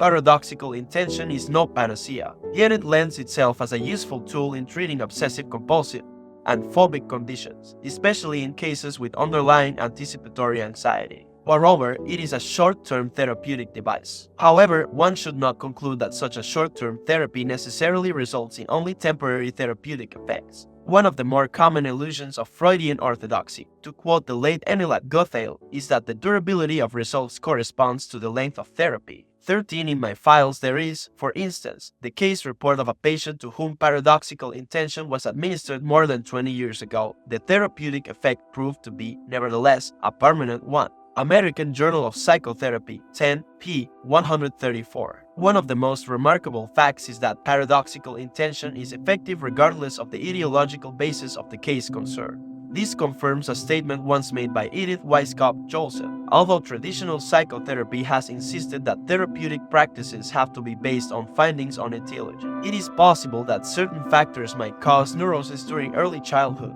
and that entirely different factors might relieve neurosis during adulthood. 14. Some comments on a Viennese School of Psychiatry, the Journal of Abnormal and Social Psychology, 51 pp. 701-3. As for the actual causation of neurosis, apart from constitutional elements, whether somatic or psychic in nature, such feedback mechanisms as anticipatory anxiety seem to be a major pathogenic factor. A given symptom is responded to by a phobia, the phobia triggers the symptom, and the symptom, in turn, reinforces the phobia. A similar chain of events, however, can be observed in obsessive-compulsive cases in which the patient fights the ideas which haunt him 15 thereby, however, he increases their power to disturb him, since pressure precipitates counter-pressure. Again, the symptom is reinforced. On the other hand, as soon as the patient stops fighting his obsessions and instead tries to ridicule them by dealing with them in an ironical way, by applying paradoxical intention, the vicious circle is cut, the symptom diminishes and finally atrophies. In the fortunate case where there is no existential vacuum which invites and elicits the symptom, the patient will not only succeed in ridiculing his neurotic fear but finally will succeed in completely ignoring it. This is often motivated by the patient's fear that his obsessions indicate an imminent, or even actual psychosis. The patient is not aware of the empirical fact that an obsessive-compulsive neurosis is immunizing him against a formal psychosis rather than endangering him in this direction. As we see, anticipatory anxiety has to be counteracted by paradoxical intention. Hyper-intention as well as hyper-reflection have to be counteracted by dereflection. Dereflection, however, ultimately is not possible except by the patient's orientation toward his specific vocation and mission in life. 16. It is not the neurotic self-concern, whether pity or contempt, which breaks the circle formation. The cue to cure is self-transcendence. This conviction is supported by Alport, who once said, as the focus of striving shifts from the conflict to selfless goals, the life as a whole becomes sounder even though the neurosis may never completely disappear. The collective neurosis. Every age has its own collective neurosis, and every age needs its own psychotherapy to cope with it. The existential vacuum, which is the mass neurosis of the present time, can be described as a private and personal form of nihilism. For nihilism can be defined as the contention that being has no meaning. As for psychotherapy, however, it will never be able to cope with this state of affairs on a mass scale if it does not keep itself free from the impact and influence of the contemporary trends of a nihilistic philosophy. Otherwise, it represents a symptom of the mass neurosis rather than its possible cure. Psychotherapy would not only reflect a nihilistic philosophy, but also, even though unwillingly and unwittingly, transmit to the patient what is actually a caricature rather than a true picture of man. First of all, there is a danger inherent in the teaching of man's nothing-butness, the theory that man is nothing but the result of biological, psychological, and sociological conditions, or the product of heredity and environment. Such a view of man makes a neurotic believe what he is prone to believe anyway, namely, that he is the pawn and victim of outer influences or inner circumstances. This neurotic fatalism is fostered and strengthened by a psychotherapy which denies that man is free. To be sure, a human being is a finite thing, and his freedom is restricted. It is not freedom from conditions, but it is freedom to take a stand toward the conditions. As I once put it, as a professor in two fields, neurology and psychiatry, I am fully aware of the extent to which man is subject to biological, psychological, and sociological conditions. But in addition to being a professor in two fields, I am a survivor of 4 camps, concentration camps. That is, and as such I also bear witness to the unexpected extent to which man is capable of defying and braving even the worst conditions conceivable. 17. Value Dimensions in Teaching, a color television film produced by Hollywood Animators, Inc. for the California Junior College Association. Critique of pan-determinism. Psychoanalysis has often been blamed for its so-called pansexualism. I, for one, doubt whether this reproach has ever been legitimate. However, there is something which seems to me to be an even more erroneous and dangerous assumption, namely that which I call pan-determinism. By that I mean the view of man which disregards his capacity to take a stand toward any conditions whatsoever. Man is not fully conditioned and determined, but rather determines himself whether he gives into conditions or stands up to them. In other words, man is ultimately self-determining. Man does not simply exist, but always decides what his existence will be, what he will become in the next moment. By the same token, every human being has the freedom to change at any instant. Therefore, we can predict his future only within the large framework of a statistical survey referring to a whole group. The individual personality, however, remains essentially unpredictable. The basis for any predictions would be represented by biological, psychological, or sociological conditions. Yet one of the main features of human existence is the capacity to rise above such conditions, to grow beyond them. Man is capable of changing the world for the better if possible, and of changing himself for the better if necessary. Let me cite the case of Dr. J. He was the only man I ever encountered in my whole life whom I would dare to call a Mephistophelian being, a satanic figure. At that time he was generally called the mass murderer of Steinhoff. When the Nazis started their euthanasia program, he held all the strings in his hands and was so fanatic in the job assigned to him that he tried not to let one single psychotic individual escape the gas chamber. After the war, when I came back to Vienna, I asked what had happened to Dr. J. He had been imprisoned by the Russians in one of the isolation cells of Steinhoff, they told me. The next day, however, the door of his cell stood open and Dr. J. was never seen again. Later, I was convinced that, like others, he had with the help of his comrades made his way to South America. More recently, however, I was consulted by a former Austrian diplomat who had been imprisoned behind the Iron Curtain for many years, first in Siberia and then in the famous Lubyanka prison in Moscow. While I was examining him neurologically, he suddenly asked me whether I happened to know Dr. J. After my affirmative reply, he continued. I made his acquaintance in Lubyanka. There he died at about the age of 40 from cancer of the urinary bladder. Before he died, however, he showed himself to be the best comrade you can imagine. He gave consolation to everybody. He lived up to the highest conceivable moral standard. He was the best friend I ever met during my long years in prison. This is the story of Dr. J., the mass murderer of Steinhoff. How can we dare to predict the behavior of man? We may predict the movements of a machine, of an automaton. More than this, we may even try to predict the mechanisms or dynamisms of the human psyche as well. But man is more than psyche. Freedom, however, is not the last word. Freedom is only part of the story and half of the truth. Freedom is but the negative aspect of the whole phenomenon whose positive aspect is responsibleness. In fact, freedom is in danger of degenerating into mere arbitrariness unless it is lived in terms of responsibleness. That is why I recommend that the Statue of Liberty on the East Coast be supplemented by a Statue of Responsibility on the West Coast. The psychiatric credo, there is nothing conceivable which would so condition a man as to leave him without the slightest freedom. Therefore, a residue of freedom, however limited it may be, is left to man in neurotic and even psychotic cases. Indeed, the innermost core of the patient's personality is not even touched by a psychosis. An incurably psychotic individual may lose his usefulness, but yet retain the dignity of a human being. This is my psychiatric credo. Without it, I should not think it worthwhile to be a psychiatrist. For whose sake? Just for the sake of a damaged brain machine which cannot be repaired. If the patient were not definitely more, euthanasia would be justified. Psychiatry, REHUMANIC did. For too long a time, for half a century, in fact, psychiatry tried to interpret the human mind merely as a mechanism, and consequently the therapy of mental disease merely in terms of a technique. I believe this dream has been dreamt out. What now begins to loom on the horizon are not the sketches of a psychologized medicine, but rather those of a humanized psychiatry. A doctor, however, who would still interpret his own role mainly as that of a technician would confess that he sees in his patient nothing more than a machine, instead of seeing the human being behind the disease. A human being is not one thing among others, things determine each other, but man is ultimately self-determining. What he becomes within the limits of endowment and environment, he has made out of himself.